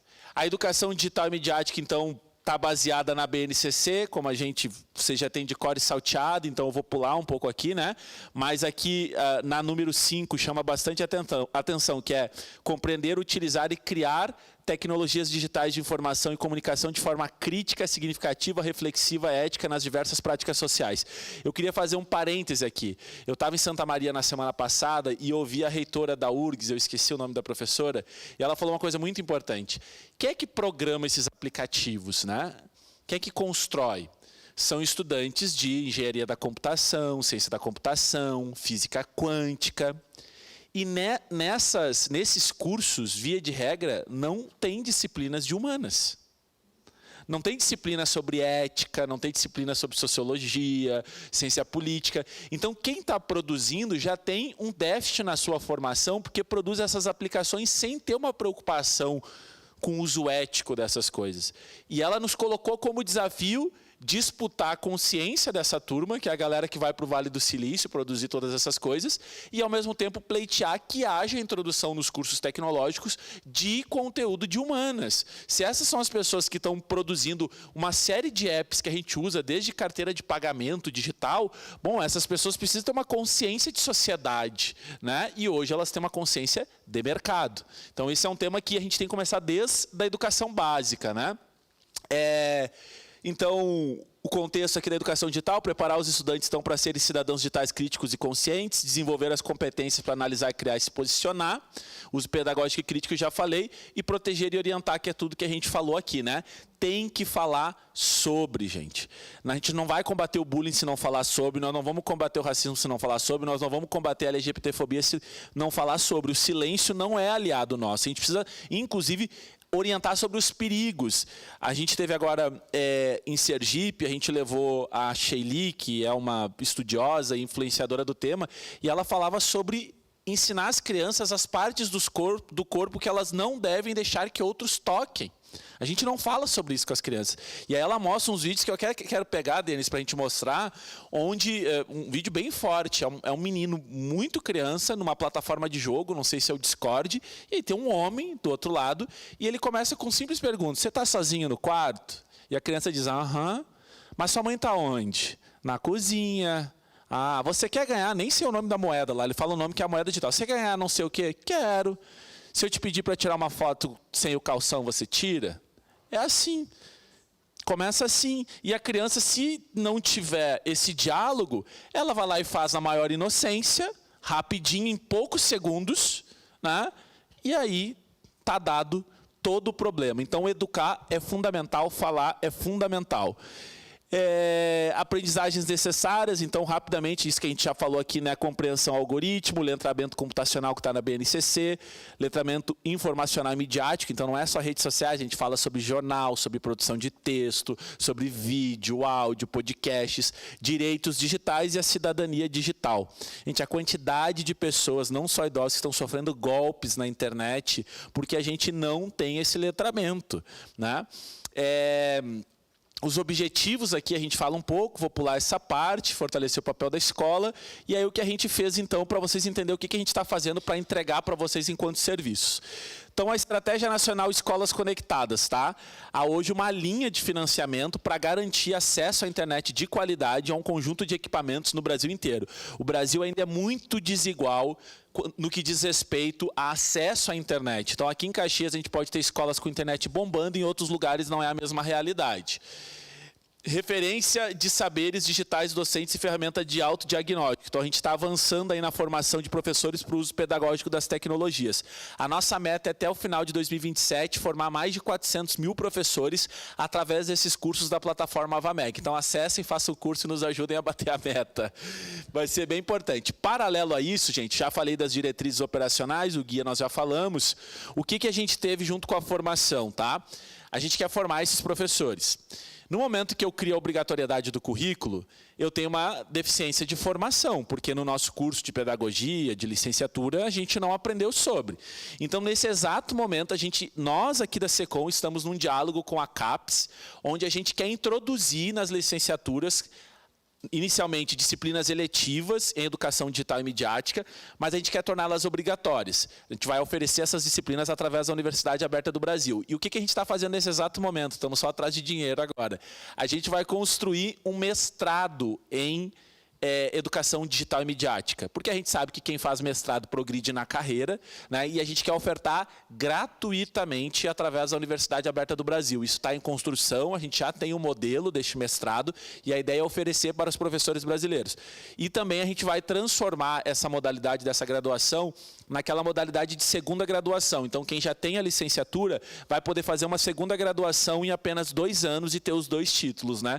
Então, a gente está trabalhando nisso, é um plano para a gente lançar no ano que vem, pensando na formação de vocês. Nós lançamos, então, esse guia que, infelizmente, por culpa dos Correios, a gente não conseguiu trazer. Mas vocês têm ele no final, vou dar o QR Code, vocês acessam. Aqui ele ensina, propõe como construir esse currículo para a escola, quais conteúdos tem que ter lá, se vai ser vertical, horizontal, está no Guia de Educação Digital e Midiática, que é um guia construído por nós, junto com o Ministério da Educação. Então, isso vocês podem usar como subsídio aí para construir o currículo de vocês. Os cursos que eu falei na plataforma AvaMec, como vocês podem ver, a gente tem 24 cursos de práticas pedagógicas com tecnologias digitais, 28 de educação digital e midiática, 6 de inteligência artificial e 2 de apoio à gestão e infraestrutura digital. Tudo online, autoinstrucional, vocês podem acessar e fazer. Eu sei que vocês têm muita coisa para fazer, não é fácil arrumar tempo para fazer curso. Eu sei disso também, né? A hora atividade, por vezes, está sendo usada, enfim, para dar aula, mas é um desafio e a gente, óbvio, enquanto gestão, né, secretário, o governo federal tem que apoiá-los, mas a gente precisa criar mecanismos de fomento, incentivo e suporte aos professores. Não dá para a gente jogar nas costas de vocês uma responsabilidade e não dar retaguarda, não dar proteção, não dar apoio, seja financeiro, seja estrutural. Então a gente precisa fazer esse debate. O que a doutora promotora falou, está aqui, a doutora, é muito importante, isso é uma coisa que a gente tem falado. Não adianta a gente querer tirar o celular e não apresentar alternativa. As cidades precisam ser amigas da infância e da adolescência, né? Eu dizer para um menino, para uma menina da periferia, que não tem uma quadra de esportes, que não tem uma praça segura, que o bairro é inseguro, que ele não tem que usar o celular, faz o que então? Vai aonde? Se diverte onde? Então, é um desafio para todos nós. Aqui é Brasil, né? Não é Caxias, é Brasil. O governo federal tem que fazer mais, os governos municipais têm que fazer mais e a gente, enquanto sociedade, cobrar isso também. Aqui nesse QR Code, então, vocês acessam todos os cursos. Quem quiser apontar a câmera aqui do celular, não sei se de longe assim pega, tem lá nas telas, não sei se está passando. Tudo ali certinho, prontinho. Então, falei da formação de professores, falei do mestrado, da graduação que a gente está trabalhando. Nós vamos ter agora em outubro, já lançar aqui para o professor Matheus e a professora Camila, vai ter a Semana Brasileira de Educação Digital e Midiática. Ela vai acontecer na última semana de outubro. Todas as escolas podem se inscrever, fazer atividades no território e também participar de etapas nacionais. E a gente está construindo para lançar no ano que vem a primeira Olimpíada Brasileira de Educação Digital e Midiática. E a gente quer pegar talentos como esses, levar lá para Brasília para conhecerem, mostrarem as suas iniciativas e conhecerem outras. E aqui, nesse 3 QR Codes, vocês acessam então a Estratégia Brasileira de Educação Midiática, o Guia de Telas, que também está disponível em www.gov.br/Guia de Telas. Botar Guia de Telas lá no Google, vocês vão achar, tem os vídeos e tudo mais, vão conseguir com facilidade. E o que eu queria falar para encerrar mesmo? Nós agora estamos trabalhando nos desdobramentos do guia, porque o guia ele tem 2 versões, tem a versão completa, que são 180 páginas, tem um resumo executivo, mas a gente sabe que o povo não vai ler, né? Dificilmente. Então, o que a gente está trabalhando agora para entregar? Se Deus quiser, a gente vai conseguir aí até o início do ano que vem. A gente vai transformar, vamos criar uma websérie de pequenos vídeos de 1 minuto, 1 minuto e 30 segundos, e nós vamos disparar no WhatsApp das famílias, especialmente as que estão no CAD único, para que elas recebam o conteúdo do Guia de Telas traduzido em vídeo, né? Então, a ideia é disseminar isso e entregar para as escolas, inclusive, para usarem nos seus processos formativos. Então, a gente quer fazer vídeos legais, interativos, bacana.